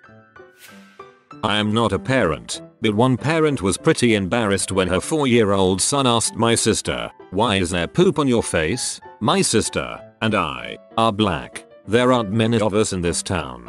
Nice to see that there are more than one of us in this thread. When my son was little he would be fascinated by my watch. It had one of those timer dials that could be turned. He used to love to do that. Whenever he was around me he would say "Daddy's clock, Daddy's clock." We were in Walmart and passed a display of watches and some looked like mine. He started shouting, "Daddy's clock, Daddy's clock," but he could not say the L. There was a few mortified older women standing nearby. I love Daddy's dong. My mother was traveling with my brother when he was about 3 or 4. Well, my brother was a bit of a worrier and kept asking my mother questions that you probably shouldn't ask on an airplane, like what happens if the plane crashes, etc. My mom was trying to quiet him down, but he wouldn't leave it alone. My mom travels for work a lot, so she had been upgraded to first class, and after a while of my brother asking these questions, the gentleman across the aisle tells my mom to get my brother to be quiet in a less than polite way, and chastised her parenting skills. After he was finished there was a second of silence before my brother looks at my mom and asked her, "Are you going to call this guy an butthole or am I going to have to?" My 3 almost 4-year-old daughter started singing "Old MacDonald Had a Farm" to the elderly gentleman standing in line in front of who was wearing denim overalls. He eventually turned toward her and she asked if he would be her dad. The color my face turned should have a crayon dedicated to it. I could write a novel on the embarrassing crap my kids have done. Just this past Saturday I was grocery shopping and had to bend down to tie my shoe. My 4-year-old son is in the cart and laughs as loud as his little body can and says, "Ha ha ha ha ha. Look at mommy's big butt." My husband is always teasing me about my big butt. He loves it. So my 4-year-old has picked up on that and couldn't pass up his golden opportunity to have 30 people in the produce section stare at me. Me and the 3-year-old I was looking after at the time were getting on a busy bus. I sat her down in an available seat and stood near her. She says in a voice loud enough for the whole bus to hear, "I don't want to sit next to a black man." He was black, but she just meant stranger. I was mortified. He laughed.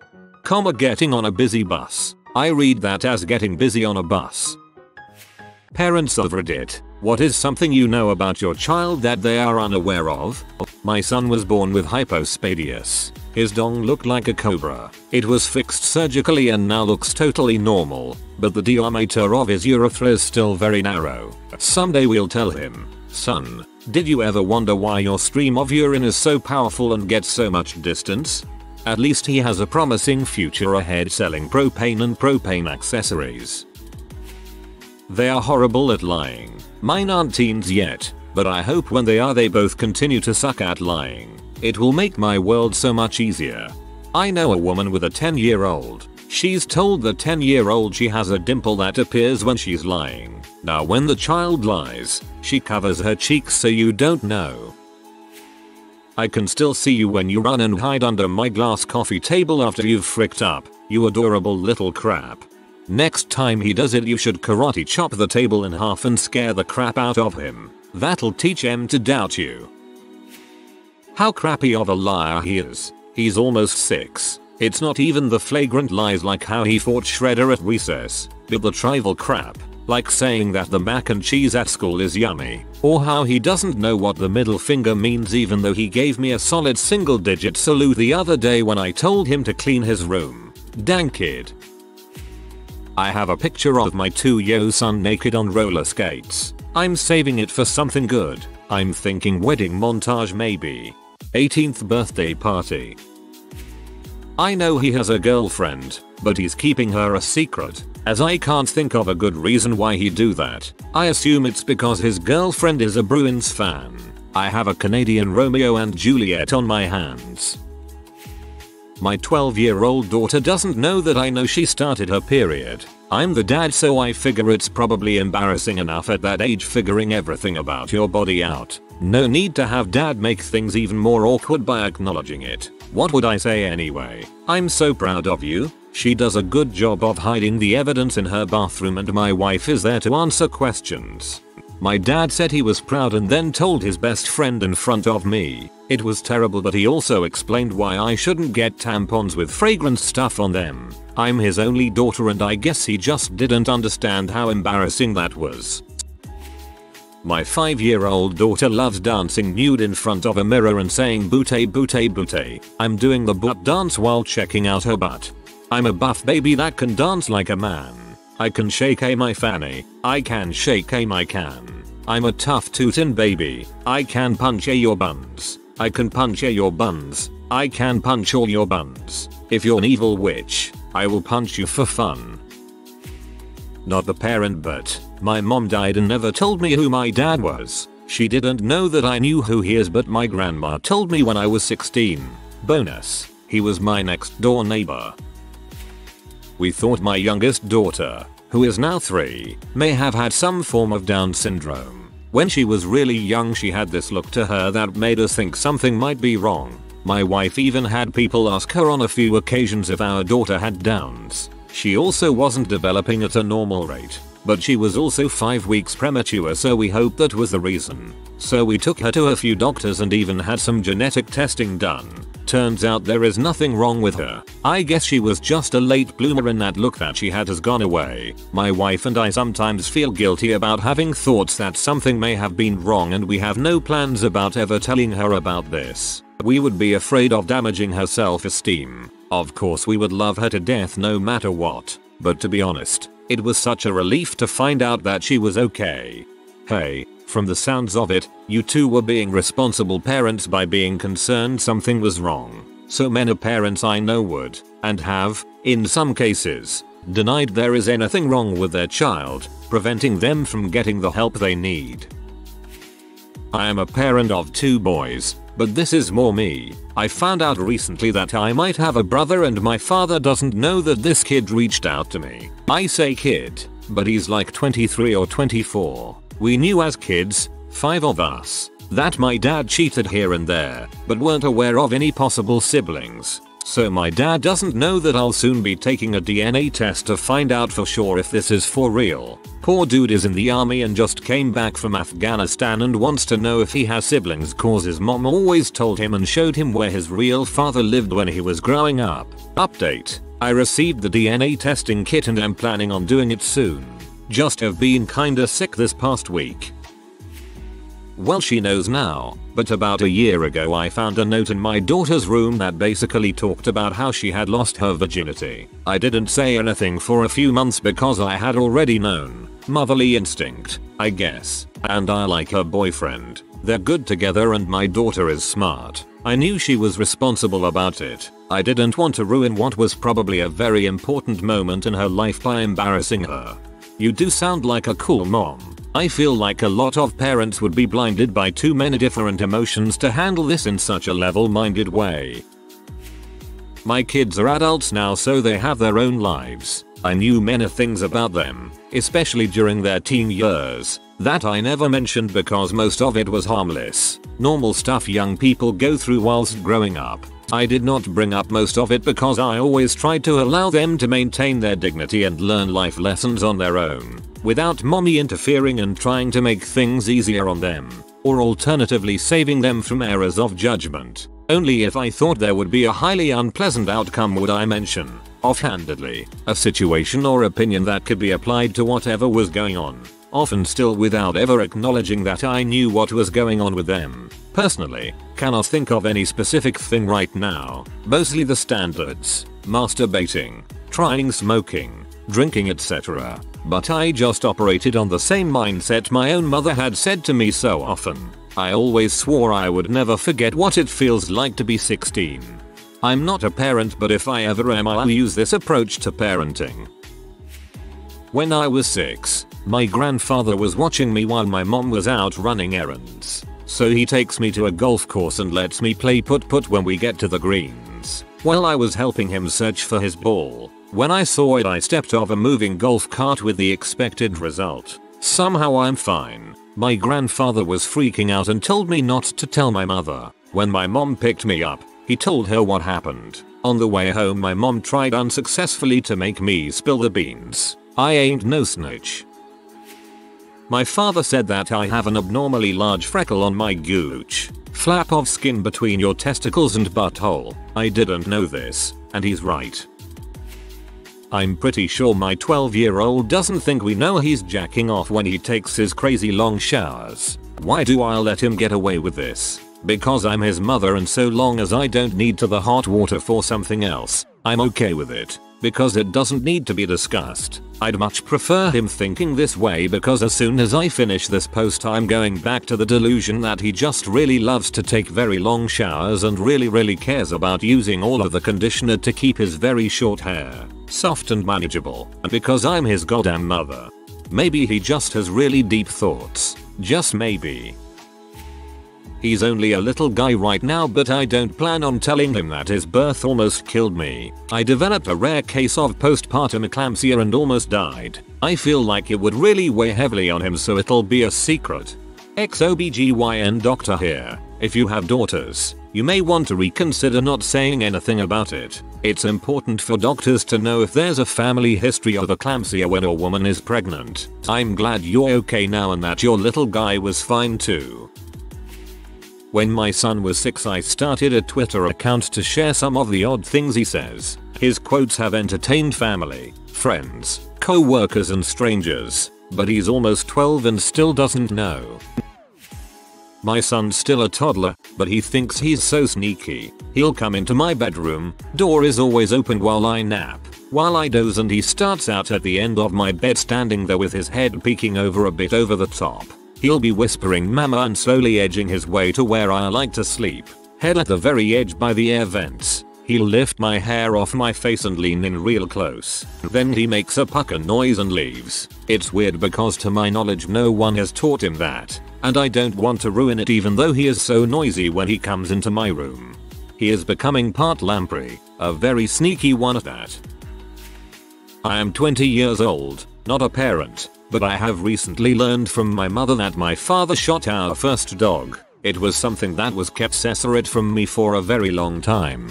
The dog's name was Rex. He was a stray dog that my mother picked up from the streets when he wandered into her store one afternoon. It was about 10 years ago. Rex lived with us for 3 years, and apparently one night when my father was drunk and tried to smack him for barking too loud, Rex bit him. So my father, being in a drunken stupor, decided to take the dog out for a walk and went about 500 meters away from our house onto an empty construction site where he shot the dog. Couple of hours later, when my mother was having a cigarette, being oblivious to the fact that the dog was shot, she heard a whimper. Rex crawled back to our house, bleeding out, and was letting out a squealing noise behind the door. I have lost all of the little respect I have ever had for my father and now barely talk to him. TLDR. Father shot our dog while being drunk. Hate him now. OMG, he walked back to the house. Jesus man. I'm so sorry. I knew my son was gay before he came out. When he told me, I hugged him and said, "Oh, I'm so happy that you finally get to be you." I truly believe that I'd known since he was around 5 years old. I also know that my middle son cheats constantly at being a vegetarian. I don't know why he feels that he has to hide it. We're completely supportive of his dietary decisions, unless they are unhealthy. This one scares me a little, though. My youngest son is 12 and talks to himself and answers back. I don't know what to do about it, if I should worry. He only does it when he's in his room with the door closed and mostly before going to sleep at night. At first I thought he was on his phone, but nope. His phone is always on the kitchen table at night. I wouldn't worry about the talking to himself. I'm a writer. I still lay in bed, in the dark, and talk out scenes to myself. When I was younger, I was telling myself stories, too. My daughter gave my mother a haircut while she was taking a nap. My daughter was definitely old enough to know that she would get in trouble, but did it anyway. When my mom woke up and figured out what happened, they had a long talk and agreed to keep it between them.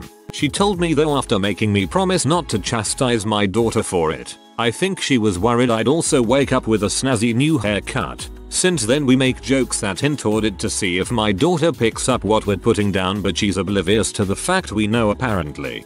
This really made me laugh and would have been something I totally would have done when I was a kid. All these comments about masturbating in the shower, and I'm sitting here thinking that I just really like borderline boiling water rolling down my back. Late to the party, but had to say something.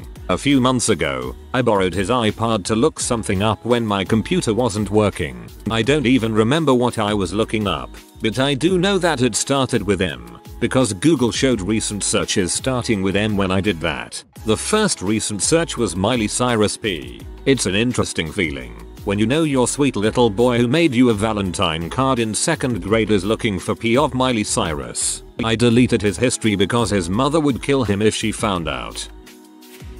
She's adopted. In fairness, she is only 2 years old. She will know when she's old enough.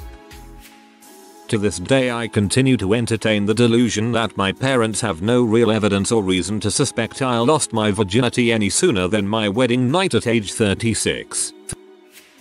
I knew when they started smoking pot. I was actually thankful for it because music went from Out of the Office baby crap to Pink Floyd.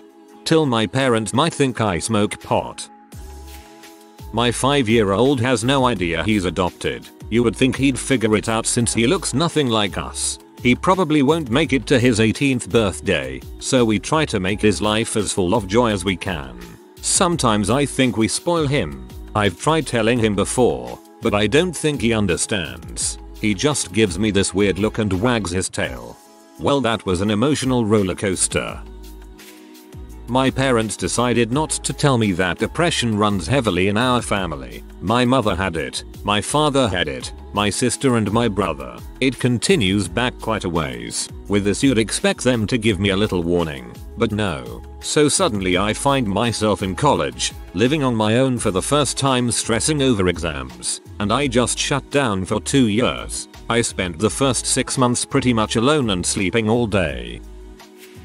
My son is only 9 months, so this doesn't exactly apply to me, but my mom knew I had been sneaking out because she read my diary. She only finally told me she knew I'd been doing it when I got caught. Unfortunately, I was caught by a police officer after curfew and had to be taken home. Not a fun night.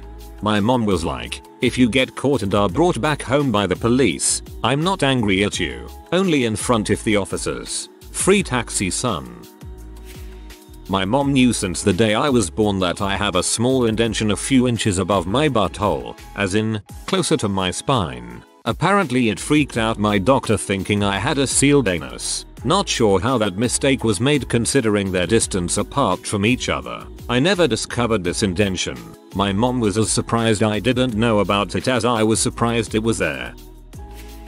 My daughter is completely unaware that her teenage hormones have transformed her from an intelligent, respectful human being into a bitchy, irrational creature that feeds off her father's life force for sustenance. I've been wary to tell her, but concerned if I'll let it go for too much longer, I'm a dead man. Story, and not specifically parent related. I once went on a family holiday and was joined a few days later by my sister and her boyfriend at the time. The boyfriend pulled me 15-year-old me aside and said, "Your sister knows you smoke." I was confused because I had been fairly good at keeping it a secret, and then it turned out that they had been getting ready to have a shower together in a parent-free house. The boyfriend grabbed one of the 2 shower gel bottles out of the bathroom to find that when he squeezed it that it was full of cigarette butts. My habit of turning on the shower exhaust fan and dashing out into a Lynx bottle had come unstuck because of him not wanting to use my sister's floral smelling shower gel. Apparently when he squeezed the Lynx he squealed like a bee because it was full of cold ashy water. My 6-year-old son can't hide anything from me and my wife. He is somehow afraid that if we ask him a question and finish it with "and you have to swear on God and Jesus that if he lies he will go to heck." Before the downvotes start, know that we are not at all religious. We have no idea where he learned this. Must have picked it up at school. Also we do not abuse it. He's only 6 and a pretty good kid. If we want to know if he had an extra cookie, we have ways of getting the information out of him. Mommy and daddy ways. I called in sick to work stomach bug because I was hungover and puking. My mom called my work to ask me something and my boss told her I called in sick with a stomach bug. She drove 5 hours to my dorm to see me cause she thought I was pregnant. I have twins, and although we get asked nearly every week who is the elder twin by random strangers, my children believe they were born at the same time. Just as an aside, don't ask twins who is older. It's a freaking stupid question. Not a parent, but my much younger brother used to stutter the first couple of years in school. We never mentioned it, and he outgrew it, and somehow magically the kids and teachers in kindergarten weren't cruel. He is a very sensitive bloke, and is in his late teens, so haven't told him that at all. An irrational part of me always fears that news would trigger a relapse in him. When my son lies to me, he cannot hold my gaze for more than 3 seconds. He thinks he is getting away with stuff. He's not. She has a decent shot at being legitimately crazy. Her mom went from pretty normal to bipolar W psychotic episodes over a few weeks after I'd known her for years and years. The same thing can happen to her, my 5-year-old daughter, and it terrifies me. I plan on telling her when she's old enough. I knew when my daughter lost her V card to her BF because she said something to one of her friends and I happened to overhear it. Not intentionally. I try to make sure that she has her space and privacy. That their birth mother tried to trade them for the twins she was pregnant with. It's all in the court documents from the termination of parental rights. The one kid adores her mother even though she was spent more time in foster care than with her. They know they are adopted and they know their mother neglected them though.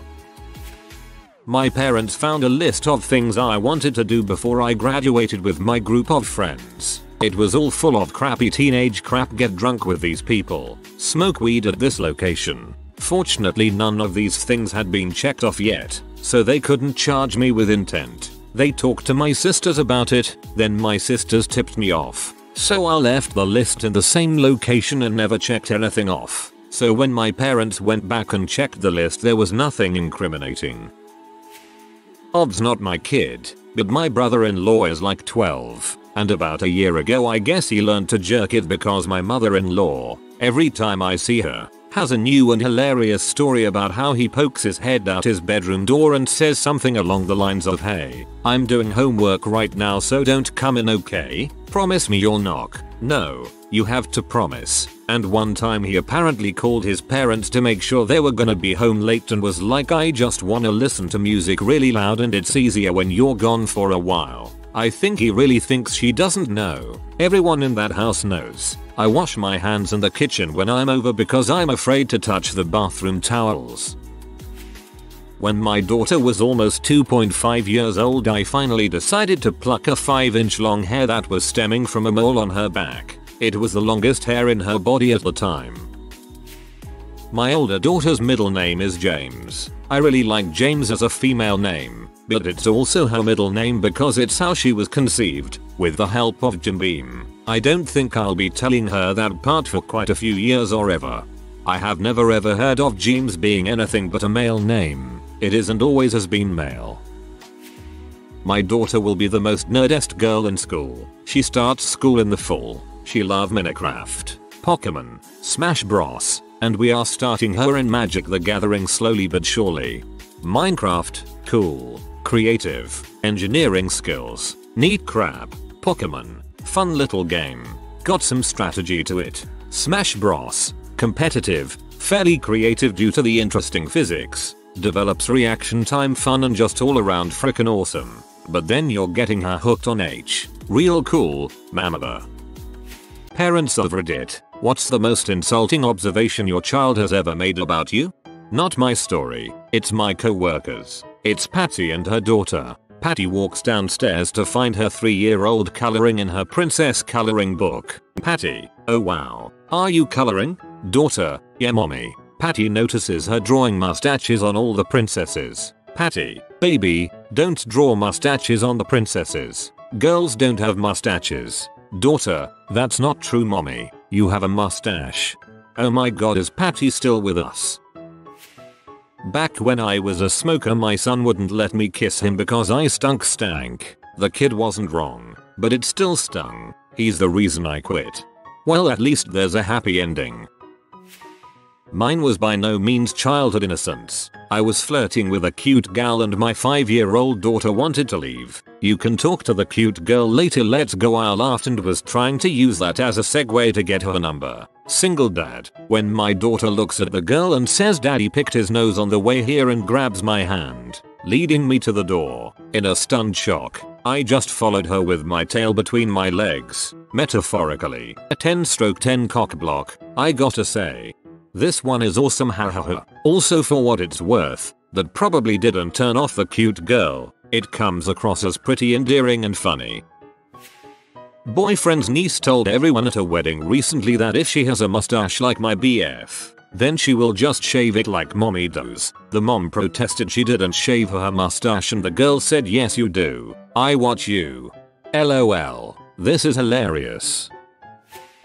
My sister and I call each other my twin even though we aren't the same age and we don't really look alike, except we have similar haircuts. She asked her kids while we were eating dinner one night if we looked like twins and my nephew said sort of, but on TE solidified 4 is a bit fat.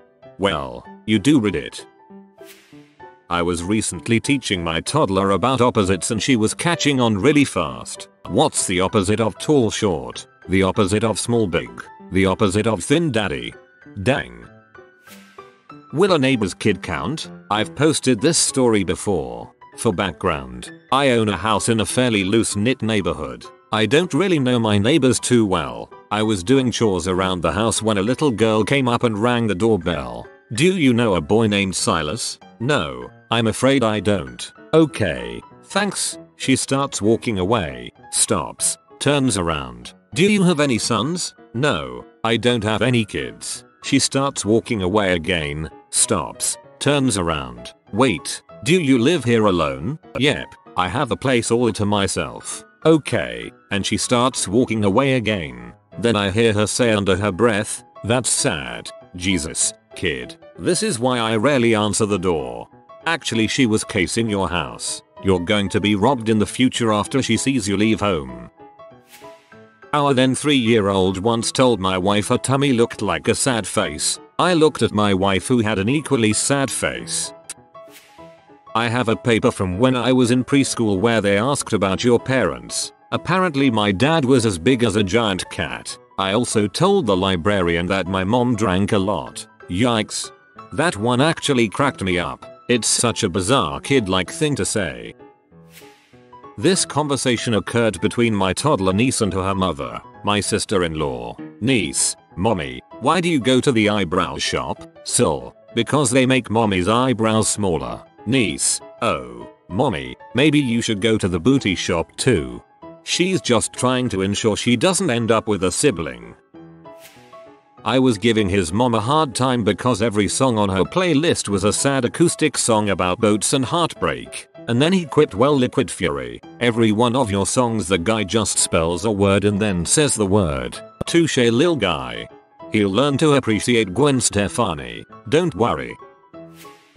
Daughter, Mum, your skin looks like an orange. Me, my skin isn't orange.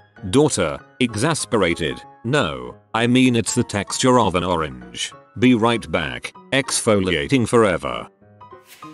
My kids are 3 and 5. Their comments are mostly made out of love, but wow, mommy, you have such a big soft tummy nearly brought me to tears. The other day, I was drying off my daughter from the bath. I was wearing a bra and a normal t-shirt, not low cut. She reached up and kind of cupped my boobs and said, Mom, when are you going to lift up your boobs? Ouch.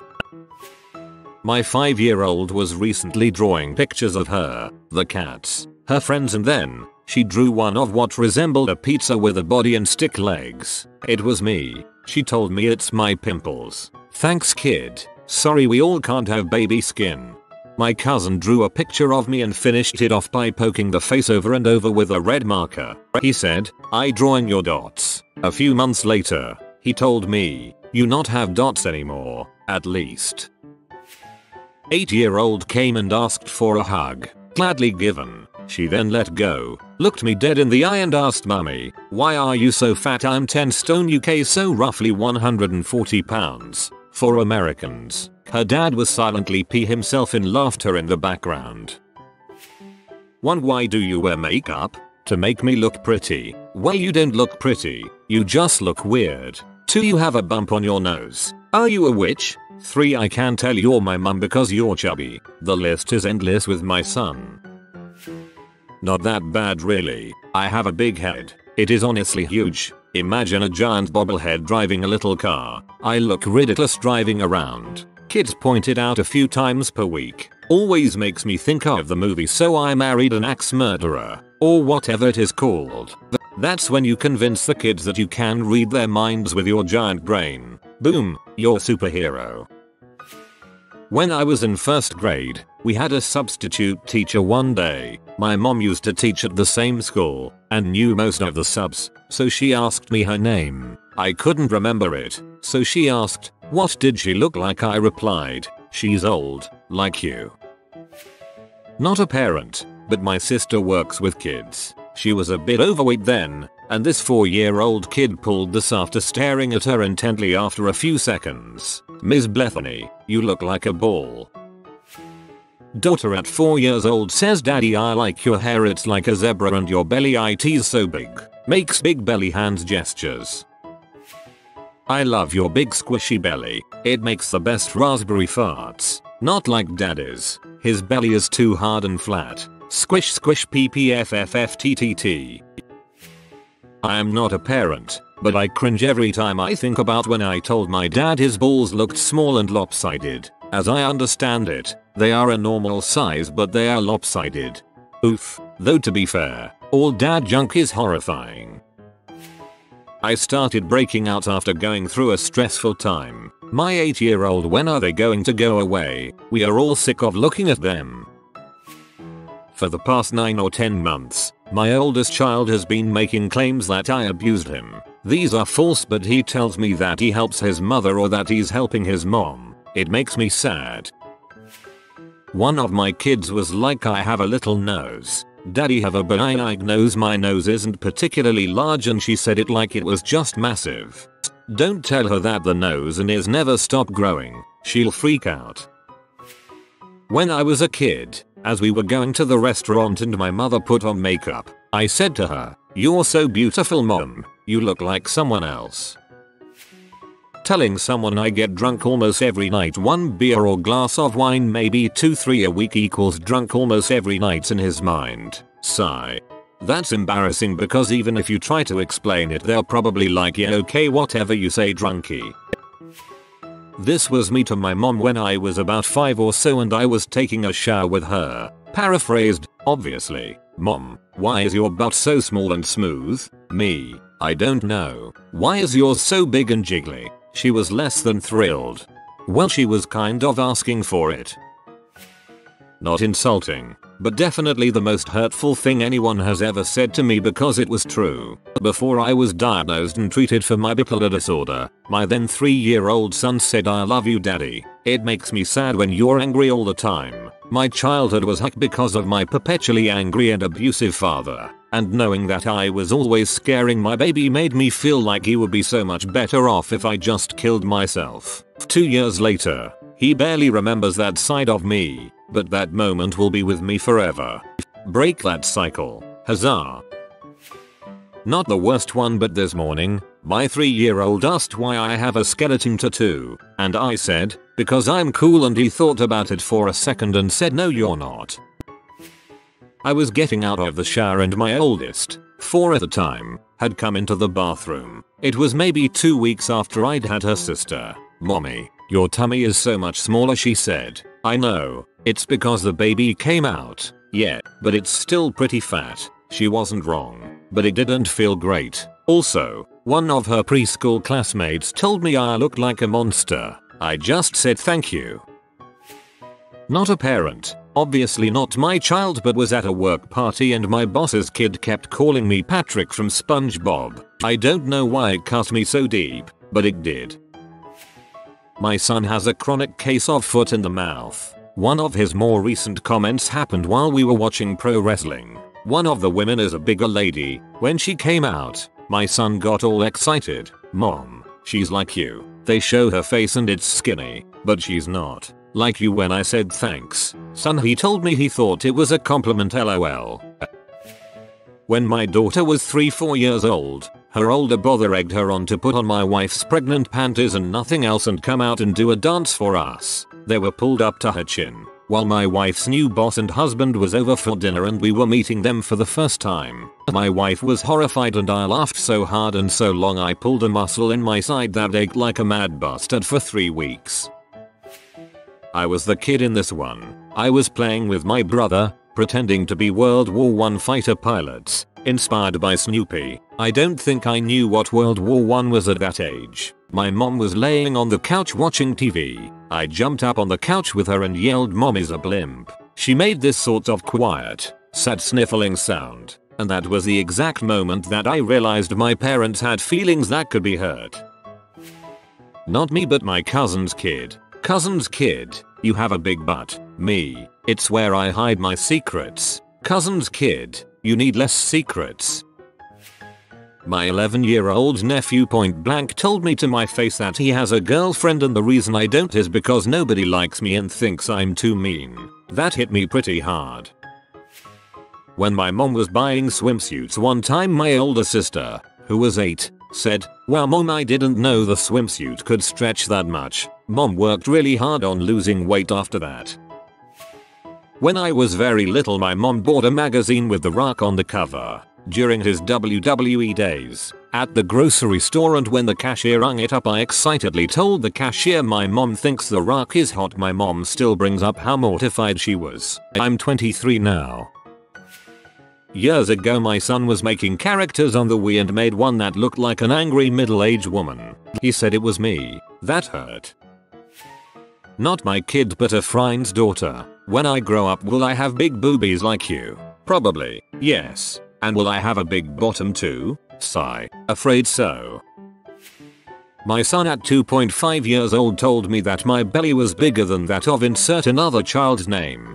Dad. This guy was huge, much bigger than me. Still started the diet that day. When I was little, I was watching a Shrek movie with my family. I told my father, "Daddy, if Shrek was white and had normal ears, he'd look just like you." Not my kid, but a friend's child, aged 4 at the time, talking about my eye makeup. "I like it when you have the black stuff on your eyelashes. Sick. It makes you look beautiful." Thoughtful pause. Like an ostrich. He's 14 now, and strenuously denies that this conversation ever took place. At least he thought I was beautiful. My 3-year-old son, on hearing the "you died" sound file on Dark Souls. "Daddy, are you dead? Yes. You're not very good at that game.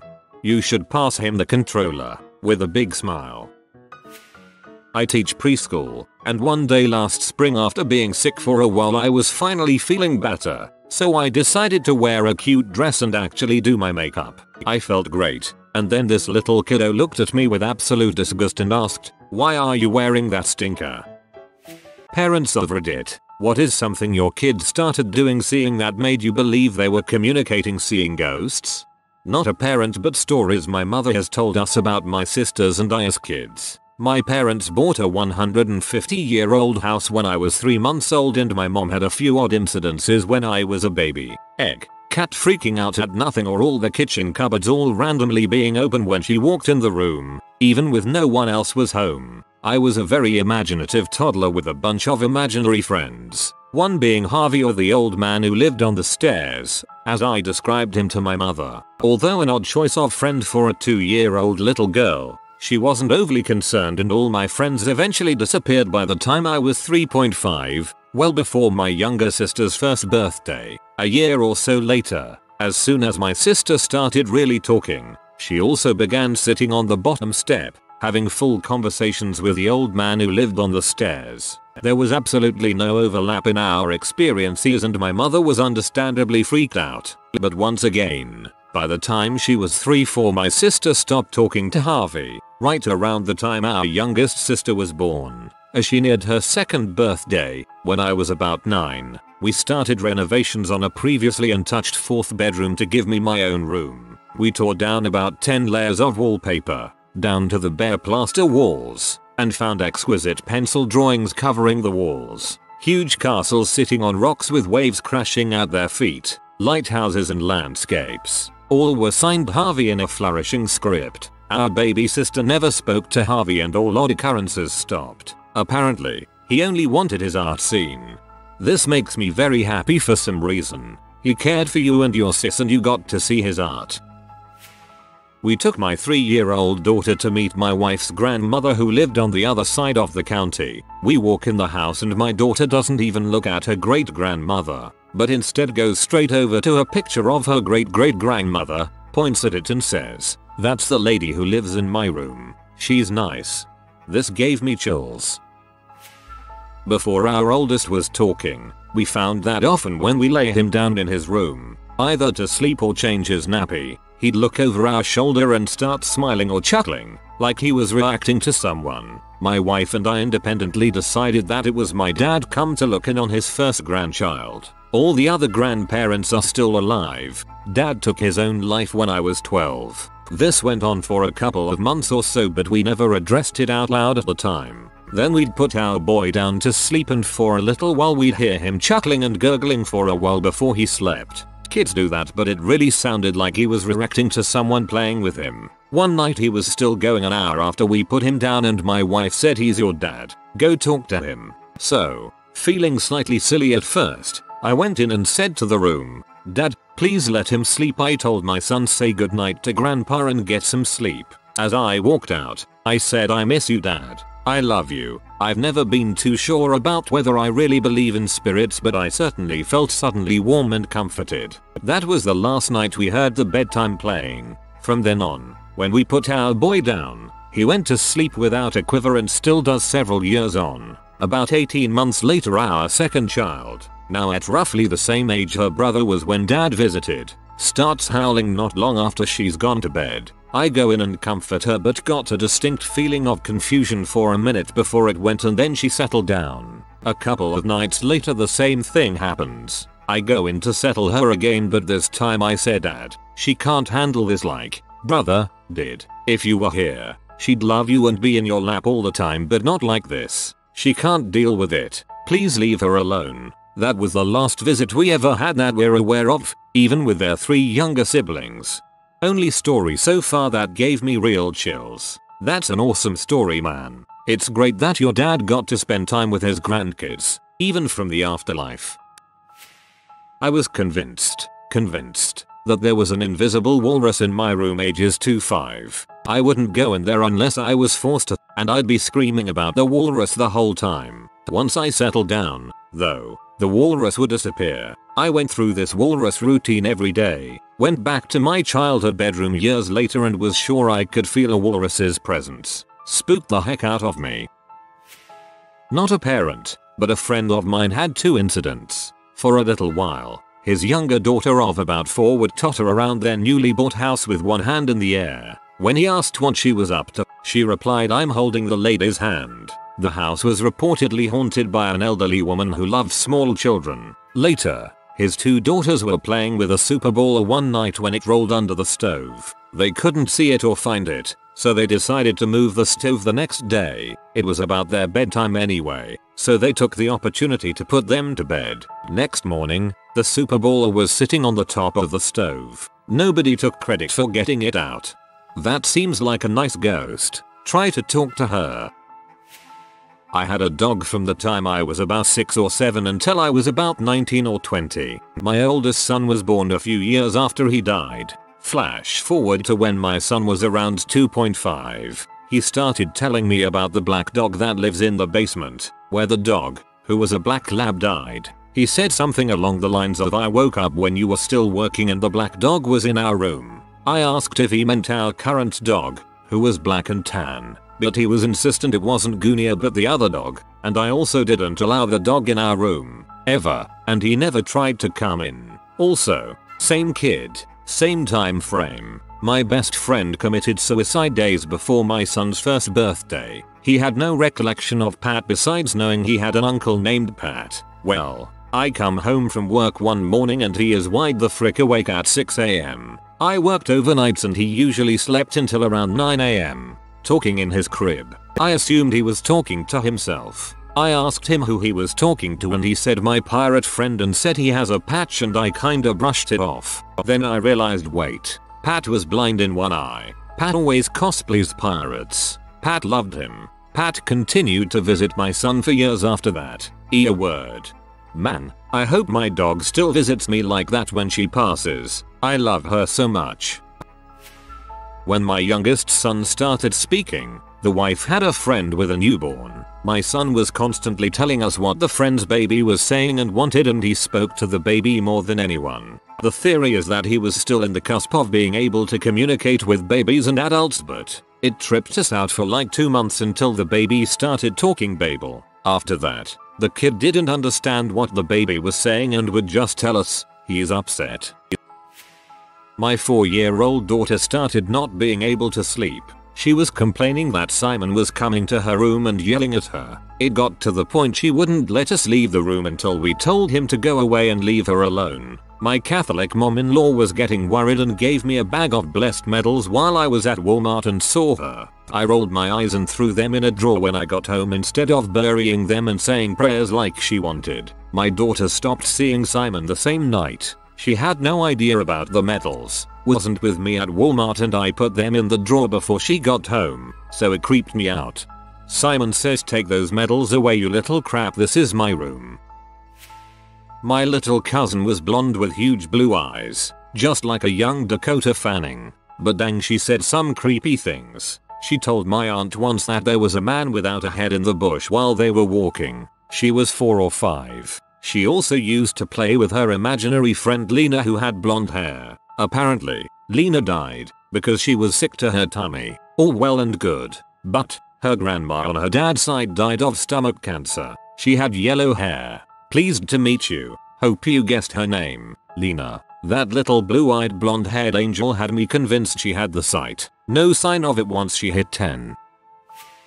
My kid has sliding mirror doors on her closet. She goes to bed early, but I check on her now and then. One night I was on my way to bed and I hear weird chanting coming from her room. I open the door to check on her and she's standing on the bed staring in the mirror. She looks at me and says, "Mirror me is the real me." I close the door and nope right out of there. The next morning I asked her about what she was doing. She said I was talking to horrifying me. She lives in the mirror and has no bones. My husband's family is haunted, so I guess it was just a matter of time, but frick that. Kids are so creepy.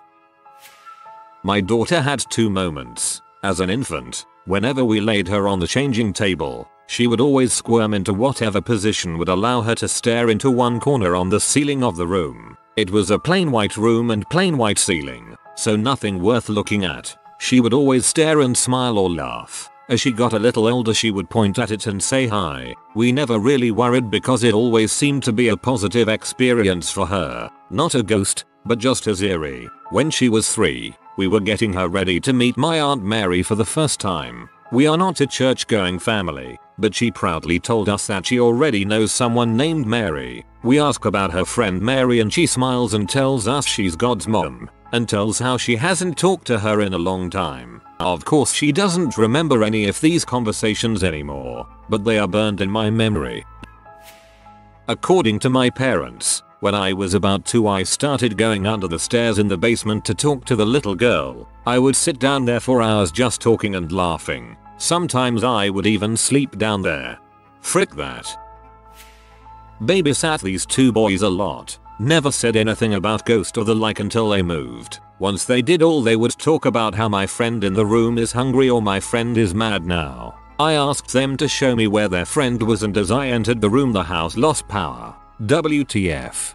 Oh heck no, I would be crapping bricks. My father bought a Native American medicine bag while he was in the western US. He brought it back and gave it to my son, who was 2 or 3 at the time. We took it home and hung it on the doorknob of my son's closet. Soon afterwards, my son started complaining of not being able to sleep because the bell on the bag would start ringing. Then the spoonbills would start coming out of the closet. He didn't seem particularly bothered by the spoonbills, but just irritated that they made the bell ring. A friend of mine has 2 kids that never met their great-grandfather, passed away before they were born. They would hear the kids laughing and playing in their room and ask what they were doing. They said playing with Bop Bop. That was the nickname he had from his grandkids. Oh wow, that's what one of my grandfathers was called, and I've literally never heard another person use that term for granddad. Not my story, it's about my aunt's daughter. When they first moved into their house, her daughter pointed to the ceiling and said, "Mommy, why is the person sitting there and not in the chair?" I got chills when my aunt was telling me this. That's it for me. Time to head over to iBleach. My niece will just stare at nothing suddenly across the living room and smile. And it's a very specific "Hi, I'm 2, I love everybody I see" smile. We joke that it's a ghost, but it's just creepy. Maybe she's just making some practice. My daughter was refusing to fall asleep, so after a while I asked her why she wouldn't, and she said because those people are watching us, or something similar, and pointed to a corner of the room where there wasn't anything even vaguely human shaped. We slept downstairs that night. I would too. LOL. Not my kid, but my boyfriend's brother. My boyfriend's parents tell me stories about their previous house, where every night, the brother would wake up terrified, claiming there was a little old man holding a lantern in his room. At first they just thought he'd seen something on TV, but they called in their friend who was a pastor just to ask him if he could take a look, but they never gave details. He brought a woman, a medium, along with him, and sure enough, she went around the house and stopped in his room. She stated there was a man in there, about 4 foot, holding a lantern in the corner of the room. Again, she had no idea about this. There was an even worse presence in my boyfriend's nursery. He was just a baby. That brought everyone to their knees. They cleansed it and the brother never said anything about him again. TLDR. Boyfriend's brother claimed the small man was in his room. Medium, unaware of the situation, comes in and states the exact same thing. I am a parent, but this is not my story. It's my dad's story. When I was 5, my brother was 2, and my sister had yet to be born. We lived in a 3-bedroom 2-bath apartment. The place was up to date for it being 2000 to 2001, but nonetheless it was creepy. My parents would often hear sounds, my brothers or my own toys making sounds, but my parents often attributed the weird sounds to the apartment settling and making natural noises, or B, one of us had woken in the middle of the night and were just like, "Hey toys," and began playing with them. My parents always look for a logical explanation. Well, it was a normal day. My dad was playing cars with my brother in front of our front door. There was linoleum there rather than carpet. They had been playing for a while when my brother looked up at the wall across from the front door. My dad explains it as my brother was playing, laughing, making car noises 1 second. and then the next he just had a blank look and was staring at the wall. My dad of course asks him what's wrong, as any parent would. My little 2-year-old brother, still with the blank face on, looks at my dad and says the man on the wall wants you to leave. He wants to play with mommy now. After he said that, he went directly back to playing as if nothing had happened. My dad freaks the frick out, has the apartment blessed, the whole shebang. My mom attributed it to her little kid's imagination until much later when she was home alone with my brother and crazy crap happened. I have my own stories too. I may have been 5, but being in that apartment and dealing with paranormal crap pretty much made me the it's a ghost person rather than a logical person like my parents. When I worked as a camp counselor, rumor had it that the campground was very haunted. The cabin me and my campers were staying in was supposed to be one of the most haunted. Every day the light on the porch would turn itself off and I thought nothing of it, till I found out it doesn't automatically do that. We told the kids ghost stories to occupy them, but one day around 2 PM I hear my girls shushing each other, and then knocking. They were knocking 3 times on the floors and walls and pressing their ears to it, because apparently if we knock, it knocks back in the same pattern. I leave them to their bulls, go outside, and find the other girls totally freaking with them by knocking back. I kept my cake hole shut because it was funny. That night, around 2 AM when all my co-workers had gone to bed and none of the campers were up, I heard 3 knocks on the cabin siding. Guess they were right after all. Look at the bright side, at least it's not your home. I went into my 3-year-old son's room to find his vent covered with a blanket. I went to take it off and he started screaming and yelling that the glowy would escape. The next morning I found him sleeping on my bedroom floor because I let the glowy out. You fool, you've unleashed the glowy. I don't have any kids but my sister did this when we were little. My cousin was babysitting us when we're only 2 and 3 and one night, a couple weeks after my great grandpa died, my sister was in the living room running all across the room just laughing and staring at the ceiling. When my cousin asked what she was doing she said she was playing with great grandpa. Around the same time my other cousin, who was 2 at the time of his death, ran up to my uncle, his dad, and hugged him. My uncle asked why he hugged him randomly and my cousin said that grandpa told me to and that he loves you. Obligatory, not a parent, but mine told me this a while ago. I was around 3 years old so I have no memory of this. I used to have those weird dolls with a plastic head and floppy bodies made of fabric. I forgot the word in English. I had a twin set, one with pink body and other with blue, and for some reason I was drawn to the pink one, which I drew on and carried around the house. Some night my parents were walking near my room and heard me laughing inside. They got confused because I was alone and it was late. So they come into my room and I'm laughing with the doll on my hands. They asked me what was I doing and apparently I told them I was talking to the camel. Then they asked me why was I doing that so late and I answered it was because he didn't shut up and he was funny anyway. Creeped out but tired they turned my lights off and told me to go to sleep then went to their room. Apparently I only talk to the camel at night and if someone asked me if I was afraid of the dark I would respond no. The camel protects me. I think I grew up and forgot about that but my parents still think something was up and packed the camel when we moved around 6 years ago and it is still somewhere in the attic. We never had any supernatural experiences outside the camel and I wonder if it has something to do with it. You need to look for the doll for answers dude. My father died when my daughter was 1. He had a liver failure, collapsed and fell in the bathtub. I found him 3 days later. We never told our daughter this, just that he passed away. She is 3 years old now. Today during dinner she said, "Granddad loves yellow and white flowers. He does not like red ones. He told me so." Granddad fell in the water and died. It freaked me the heck out.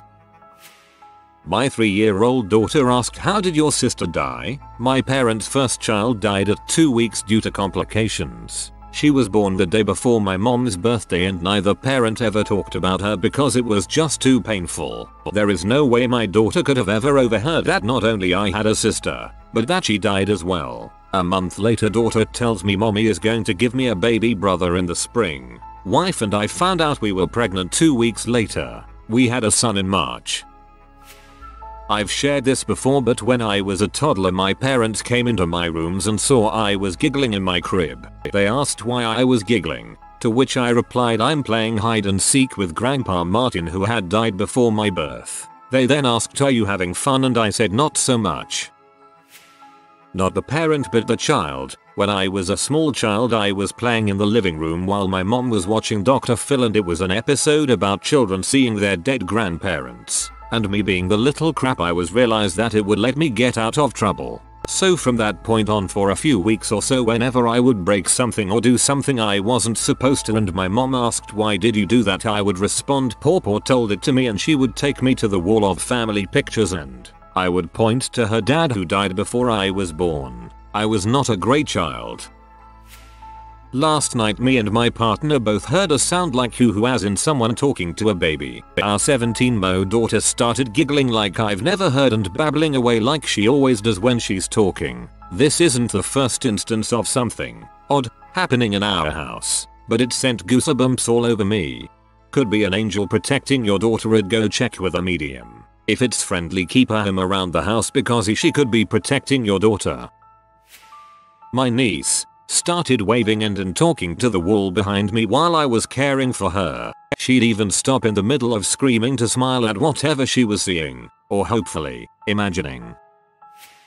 My mom says I used to have conversations with my grandfather that I never met, and he'd tell me life stories and stuff about fishing, all of which were true, and it wigged my mom out. I also once asked if she remembered when she was the daughter and I was the mommy on the way to school one day. Apparently we lived in Paris in a past life.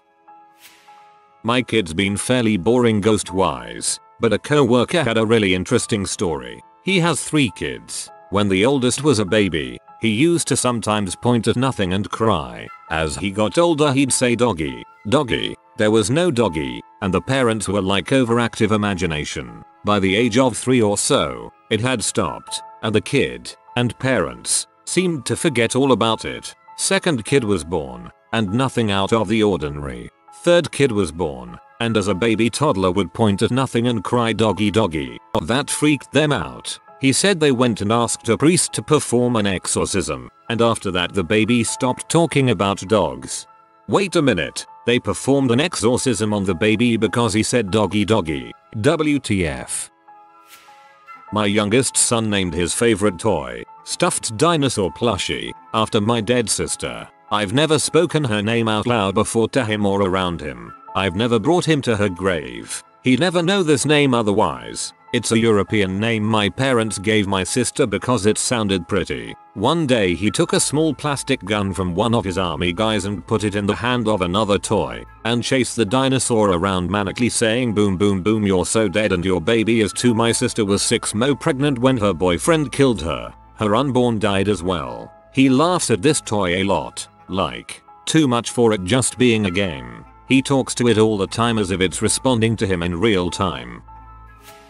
Not a parent, but my mum and I both see a figure in white when something impactful is going to happen in our life, either positive or negative. When my parents separated, a person in a black cloak stood at the end of her bed, with his hands facing upwards, similar to holy images of Mary for example. But just before they got back together, a figure in white visited her and said changes on the way. My visits haven't been as communicative, but I've seen the large white figure walk by me, and something has always happened in the coming days. I have dreams of my guardian angel and like to believe it's him. My 13-month-old goes into the kitchen 3-4 times a day and just stares up at the far corner of the ceiling. At first I thought nothing of it, and then she starts laughing at nothing and doesn't acknowledge me when I call her over or speak to her. I put it down to her being young and random, but really it's quite odd that it's always that corner and multiple times a day. Creeps, but not creeps enough to move, haha. My toddler stares at the ceiling and giggles everywhere. She just finds ceilings interesting, particularly at stores, and tipping her head back makes her dizzy. Last night I was reading my son a book before bed. 15 months old. I read one part and tickled him and he said hi and waved towards his crib. At that moment the mobile started playing music. Get out now. My little sister once had an imaginary friend. Who didn't? Reportedly this friend is described as not having a face. My mom asked her where the friend lived and my sister says, Oh mommy, she's not alive. My daughter used to see spirit when she was very young and she'd be absolutely terrified rigid. It would happen most often when I was in the bath with her and we came to realize that it was one of my Polish Mrs. female antecedents, who, when she was alive would have done all of the caring of the female child, and it would have been strange, then, for the man to be in the bath with his daughter, drying her or changing her underwear etc. There was a particular time where she came through so strongly that as I'm trying to dry and dress my rigid daughter who kept looking over my shoulder and shouting go away, I could actually feel a physical weight against me, pushing against my back and shoulder, and I had to keep communicating with her to get back. It was worst when my daughter was 2 or 3, but isn't any kind of issue now. Hopefully the aged Polish female spirit has noticed that nothing sinister has befallen my daughter during the hundreds of times that I've bathed, dried and dressed her and, you know, mellowed a bit. At our former house, I used to see arcs of light frequently. I've read somewhere that some believe these are spirits. I've also read that it can be the result of dust in the air, so who knows? Anyway, when my son was a toddler, I saw an arc of light go from the room we were in into the bathroom. It turns out that my son saw it too, because in a creeped out voice, he said, "Who's that?" and he knew the difference between who and what. He seemed really creeped out. I just kept it cool and said something like it's nothing, or something to that effect. Since moving from that house, I haven't seen arcs of light anymore. I was the kid in this situation. I'm a triplet. When we were babies, apparently every once in a while we would drop everything we were doing, look up and laugh, or move our heads around as if we were watching something. Then we would all stop and act like nothing happened. Parents of Reddit, what is the creepiest thing your kid has ever said or done? I overheard a girl tell her mom, "Her eyes are pretty," referring to the new daycare employee. "I wanna wear them on my charm bracelet." Kind of sweet, I guess. My cousin who is 3, he keeps referring to any woman he sees as tasty. We would be watching a movie and he would point out a woman and says she is tasty. What he means is that she is beautiful. I can't even walk with him outside because I am afraid he might point out to some woman and say that she is tasty. Currently imagining a 3-year-old saying every woman he sees is looking like a snack. I was napping on the couch and my then 3-year-old was standing there with a toy. Felt sore. I woke up to him saying, "I'm going to saw mommy's head off." Nope. Floating head mommy. On a long drive through central western Pennsylvania, all farms and hills or forests and low mountains, my 5-year out of nowhere says, "This will look really cool as a wasteland, you know, after everyone dies." As much as we asked, he didn't elaborate on that. H. My niece and nephew were 13 and 15 at the time, and we were watching them for my brother-in-law while he was out of town. At about 3 AM I get shaken and awake to 2 visibly upset teens who start sobbing about a dead woman trying to get in my niece's bedroom window. This jolts my husband out of bed in a hurry. He grabs his handgun and tells me to stay with the kids. They live in a mobile home that sits on risers, so this window is roughly 9 feet at its base. He goes down the hallway and I hear him shout, "What the frick?" and run back to the front door and outside. Now the niece and nephew are losing their minds, not wanting their uncle getting hurt, so I call the cops and walk to the door to see what's going on. The dead woman was in fact a woman hopped out of her mind on who knows what, naked, and she did very much look like a corpse. She had been standing on the roof of my truck, trying to see in the windows. Yeah, we had to call 911 on an ambient lady, convinced that we had locked her out of her house. Woke up my infant and 2-year-old. Best bit was watching the city police quietly surround our house, from all sides, at the same time. Great training. My 4-year-old likes to play this make-believe game where she is having a baby and needs it cut out of her. We have never explained to her what a C-section is. Then the baby always has some sort of deformity, like no eyes or arms or something, and she needs to try a game to have a better baby and she is just going to throw the bad one out. My wife and I have refused to play this game with her once we noticed the pattern, but now she is drafting her younger sister into it and they love it. I'm torn between making them stop or just being happy they're playing so nicely together. Edit. After seeing some comments, I will add that my wife and I do not let our kids watch YouTube unattended. We have discussed this weird game with our daughter and do monitor it, but overall it just seems harmless despite its creepiness. That's a tough decision. Little siblings playing together nicely is a rare and peaceful. So, my son and I stood watching his then 2 years old daughter as she stood looking, laughing, and chatting away in toddler gibberish at nothing, in a completely empty hallway. We just watched her and looked at each other with a WTF look on our faces. Same granddaughter, some years later, still sleeps with me when she visits because that girl scares her. That's all she'll say because evidently the girl told her not to tell anyone about her. And now that girl scares all of you. When we first moved into our new house, our 4-year-old refused to go upstairs. When asked why, he replied, "I don't want the things upstairs to defeat me." I get it, little man. I don't want the things upstairs to defeat me either. At least he said defeat and not kill or murder. My husband is a farmer. One night he asked me to pick him up after working ground and it was pretty late, around 10 o'clock. So I loaded our 2 girls up, then 4 and 2, and headed to the field. We get to the field and see is finishing up his last round, so we had to wait for a minute. I rolled the windows down in the van and shut the engine off. After a few minutes my 2-year-old says, "Mommy, who dat man outside?" I said, "I don't see a man. Is your Ken doll on the floor?" My 4-year-old then piped up, "He's right outside your door and staring at you. He's scary. He has blood on his face." That's when I turned the key, rolled the windows up, locked the doors and called my husband and told him to hurry the heck up because the girls are terrified and there's apparently a scary man outside my door that I can't see, but both girls are describing him and what he's doing. Thankfully she was done and heading up to the van at that moment and we left. My girls are now 5 and 7 and they both still remember that man and refuse to go to that particular field. I have to ask my mill to watch them when I need to pick their daddy up from there. You're winning this thread.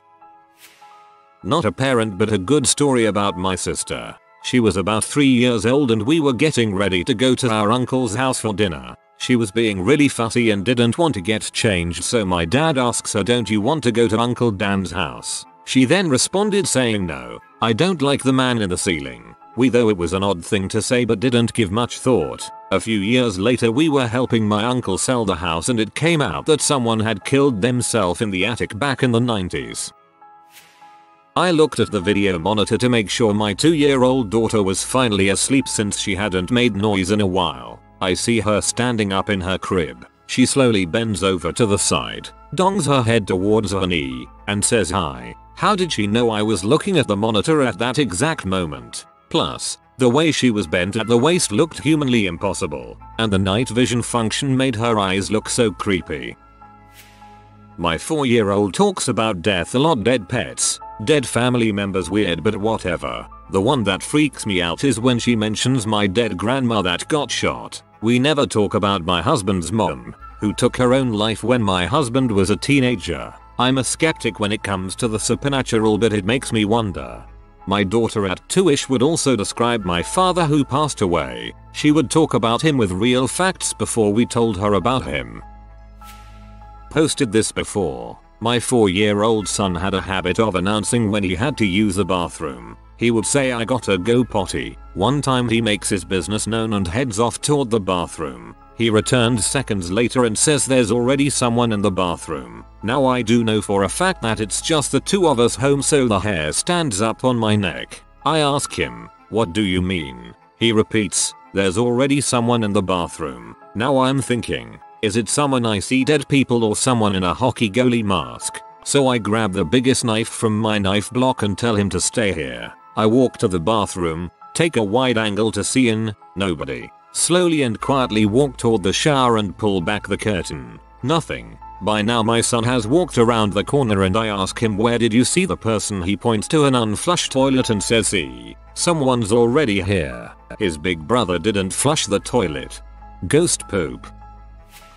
My oldest daughter usually stands beside my bed at night. When she was 5, she already had long black hair. The creepy part was that she just stood there, not even tried to wake me or my wife up. She was just standing there for 2 or 3 hours watching us. When she finished looking at us, she'd go back to her bed and sleep like nothing happens. That was a really creepy time of my life. Imagine waking up in the middle of the night cause of an urgent need to pee and looking directly at her eyes. My 3-year-old while eating dinner told me there was a man on the balcony with red eyes with his mouth gaping open, like a scream face. We live on the 3rd floor and the only access to that balcony is from inside. Needless to say I didn't turn around. He said so much weird things. We live in a really old apartment, and I don't believe in ghosts, but he creeps me out. My oldest is almost 3 and she stares at fans that smiles really big. I'm waiting for the day she tells me about something living above the fan. I'm just the uncle, and my Sil would be the one to ask for all the details, but my niece apparently has an invisible friend with a blue face and red hair. Sil thought it was just an imaginary friend, until she talked with other parents and figured out that all the kids living in their neck of the woods have apparently seen the same man, blue face and red hair, but none of their classmates who live farther away did. Niece apparently gets frustrated sometimes when she points at an empty spot and says he is right here. You don't see him. This is something several neighbors have reported their kids did as well. Sounds like you've got a small infestation of Knack-Mack-Feagles, Crivens. When he was around 2 my son and I were driving home at night. Car seats were in the front then, 30 years ago. He turned to me and said I am not from here. I asked him where he was from. He explained to me that our world is a bubble amongst countless other bubbles. He said he was from another bubble. I don't think I even answered him. :0. Makes perfect sense for me from a multiverse perspective. And the child. But my mom told me when I was about 3 I told her, very calmly, that the voices in my head are telling me to kill myself. I still don't really believe her, but that's not really something she'd lie about. Haven't heard voices and so maybe they killed themselves? Victory.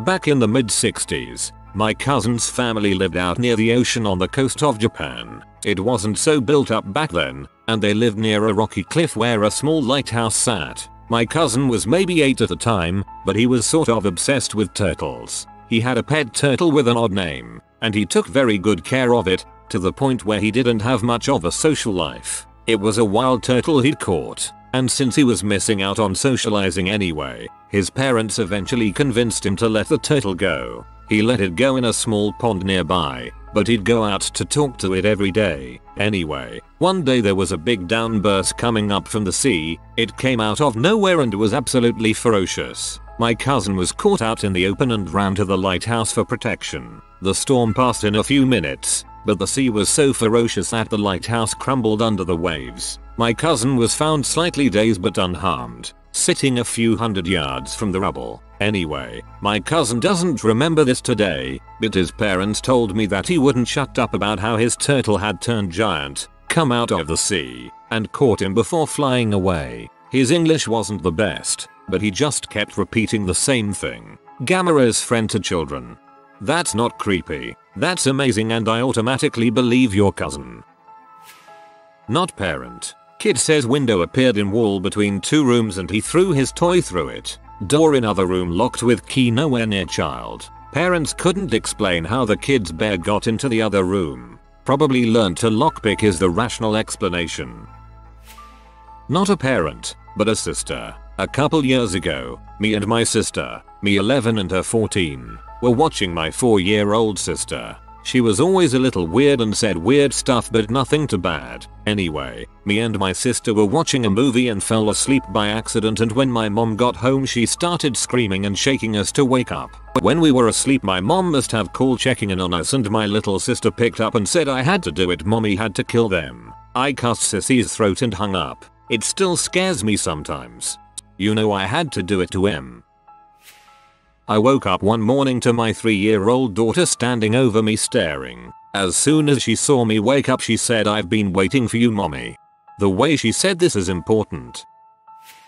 I was a child. Some background info. Grew up in the country in the Midwest. We do lock our doors around here. At least not in the country. We had a wood burning stove, so had a logging road in our backyard that led into a meadow and then into woods where we would get our firewood. There is a surprising amount of local UFO stories in my particular corner of Wisconsin, but at the time this story takes place I didn't know what an alien was or any of the stories or anything. I was about 4. One night my mom woke up to the sound of our front door opening and closing. She grabs a knife and goes out to investigate. In the light of the yard light she sees me walking barefoot out towards the logging road. She runs outside and grabs me and asks me what do I think I'm doing. Me, I have to go visit my friends. Mom, what? What friends? Me, my new friend. They told me to meet them in the meadow. I ended up explaining to my mom that my new friends can talk to me in my ward without being near me,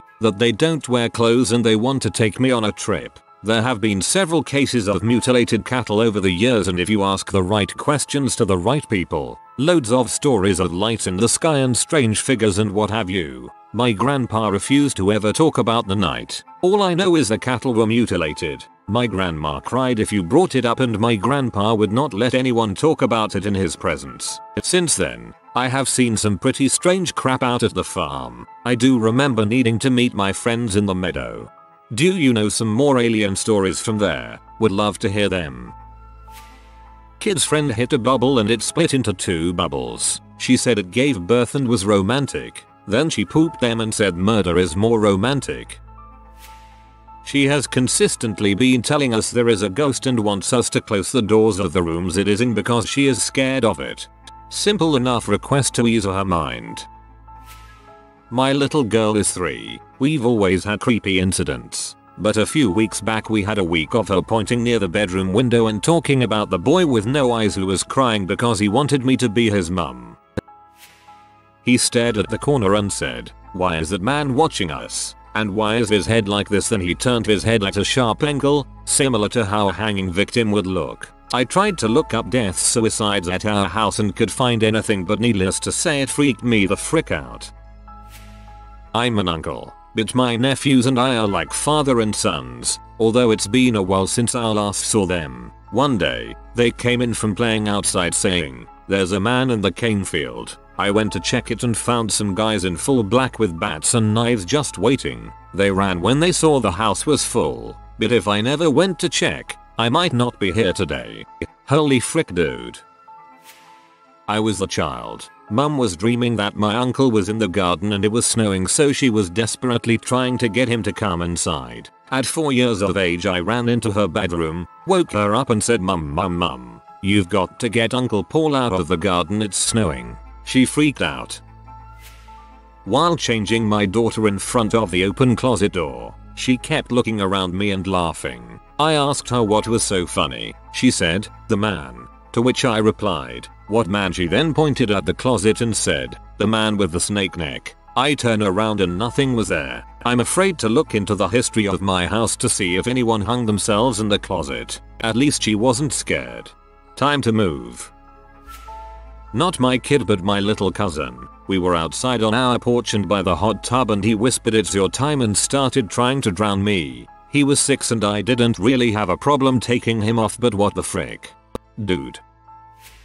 Not a parent, but I was once babysitting my niece, who was around 3 at the time, and she needed a bath before bed. I noticed as she was splashing around and playing with her toys she kept looking just over my shoulder into the corner of the bathroom and giggling. I looked over my shoulder and of course nothing was there. As I turned back to her she had a completely blank look on her face, stared directly into my eyes and said, "Don't be scared," then started giggling uncontrollably. Safe to say I snatched her out of the bath real quick and got her ready for bed. About half an hour after leaving her in the bedroom I heard her laughing and talking. I went in to check if she was sleep talking, but she was sat upright, cross-legged in the middle of the bed as if she was chatting to someone sat opposite her. I asked her what she was doing and she said, "I'm talking to the man." "What man?" I asked, to which she replied, "The ghost, Steven." I tucked her back into bed and she drifted off pretty quickly. I never asked her about it the next day, but she's 6 now and doesn't remember a thing about it. I'm pretty sure I fell asleep with the light on that night.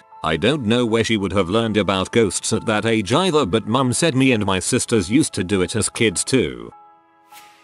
I'm not a parent, but I babysit this kid regularly, so I think this counts. The girl I take care of was about 6 at the time. One day, she was playing with dolls and I saw her rip the head off one and put it in a box. Later that day, I looked inside said box and there was a whole bunch of stray heads. I asked what she was doing this for, and she replied, "Practicing." This creeped me out enough, but I asked her why and she said, "The man wants me to practice so I can help him one day. I have a picture of him." Then she showed me the picture of this man. She drew it herself and it had gouged out eyes and a bloody mouth. I didn't babysit her again. Did you tell the parents? Oh, that's so creepy. She was 5 and she could speak normally. She was walking and stubbed her toe and she yelled the Shakla Shama da Bolly frick. We laughed and she got really embarrassed. She was putting a curse on the house. I used to babysit these 2 kids many decades ago. One of them was a really good kid. The other one was pretty much a juvenile delinquent. One day the juvenile delinquent got mad at what I cooked for dinner for the 2 of them. So he found a screwdriver and started chasing me and his little brother around the house with it. I had to call the parents, who acted like it was just a funny little thing that the kid did occasionally. Never babysat for them again. When I was a kid I used to play with a kid in the neighborhood whose little brother would throw bricks at us when we were jumping on their trampoline. His mom acted like it was just a funny thing he did and yelled at the older brother when he retaliated. He threw bricks. Not a parent, but my cousin is. This was about last year. For Alan's sake I'll call him Dave. We were out on an all-day fishing trip and told me that if I wanted to spend the night at his place, I was more than welcome to. Not seeing him in a while and still wanting to shoot the crap, I said sure. He lives in a rancho with his wife of 2 years and their 7-year-old son. He's a good part older than me. When we got back to his place, we had dinner, watched TV, normal things with nothing eventful happening. Eventually his wife and son went to bed, which left us alone in the living room. That's when I asked him, "You liking this place so far?" Mind you, the last time we saw each other, he was living in a different place at the time. He said yeah, but was making a face that you could tell he wanted to say more. He eventually followed up with, "Don't get me wrong, this place is great, but there's just something weird about it. I don't know what it is." Which I told him it's a new place and he probably hasn't gotten used to it quite yet.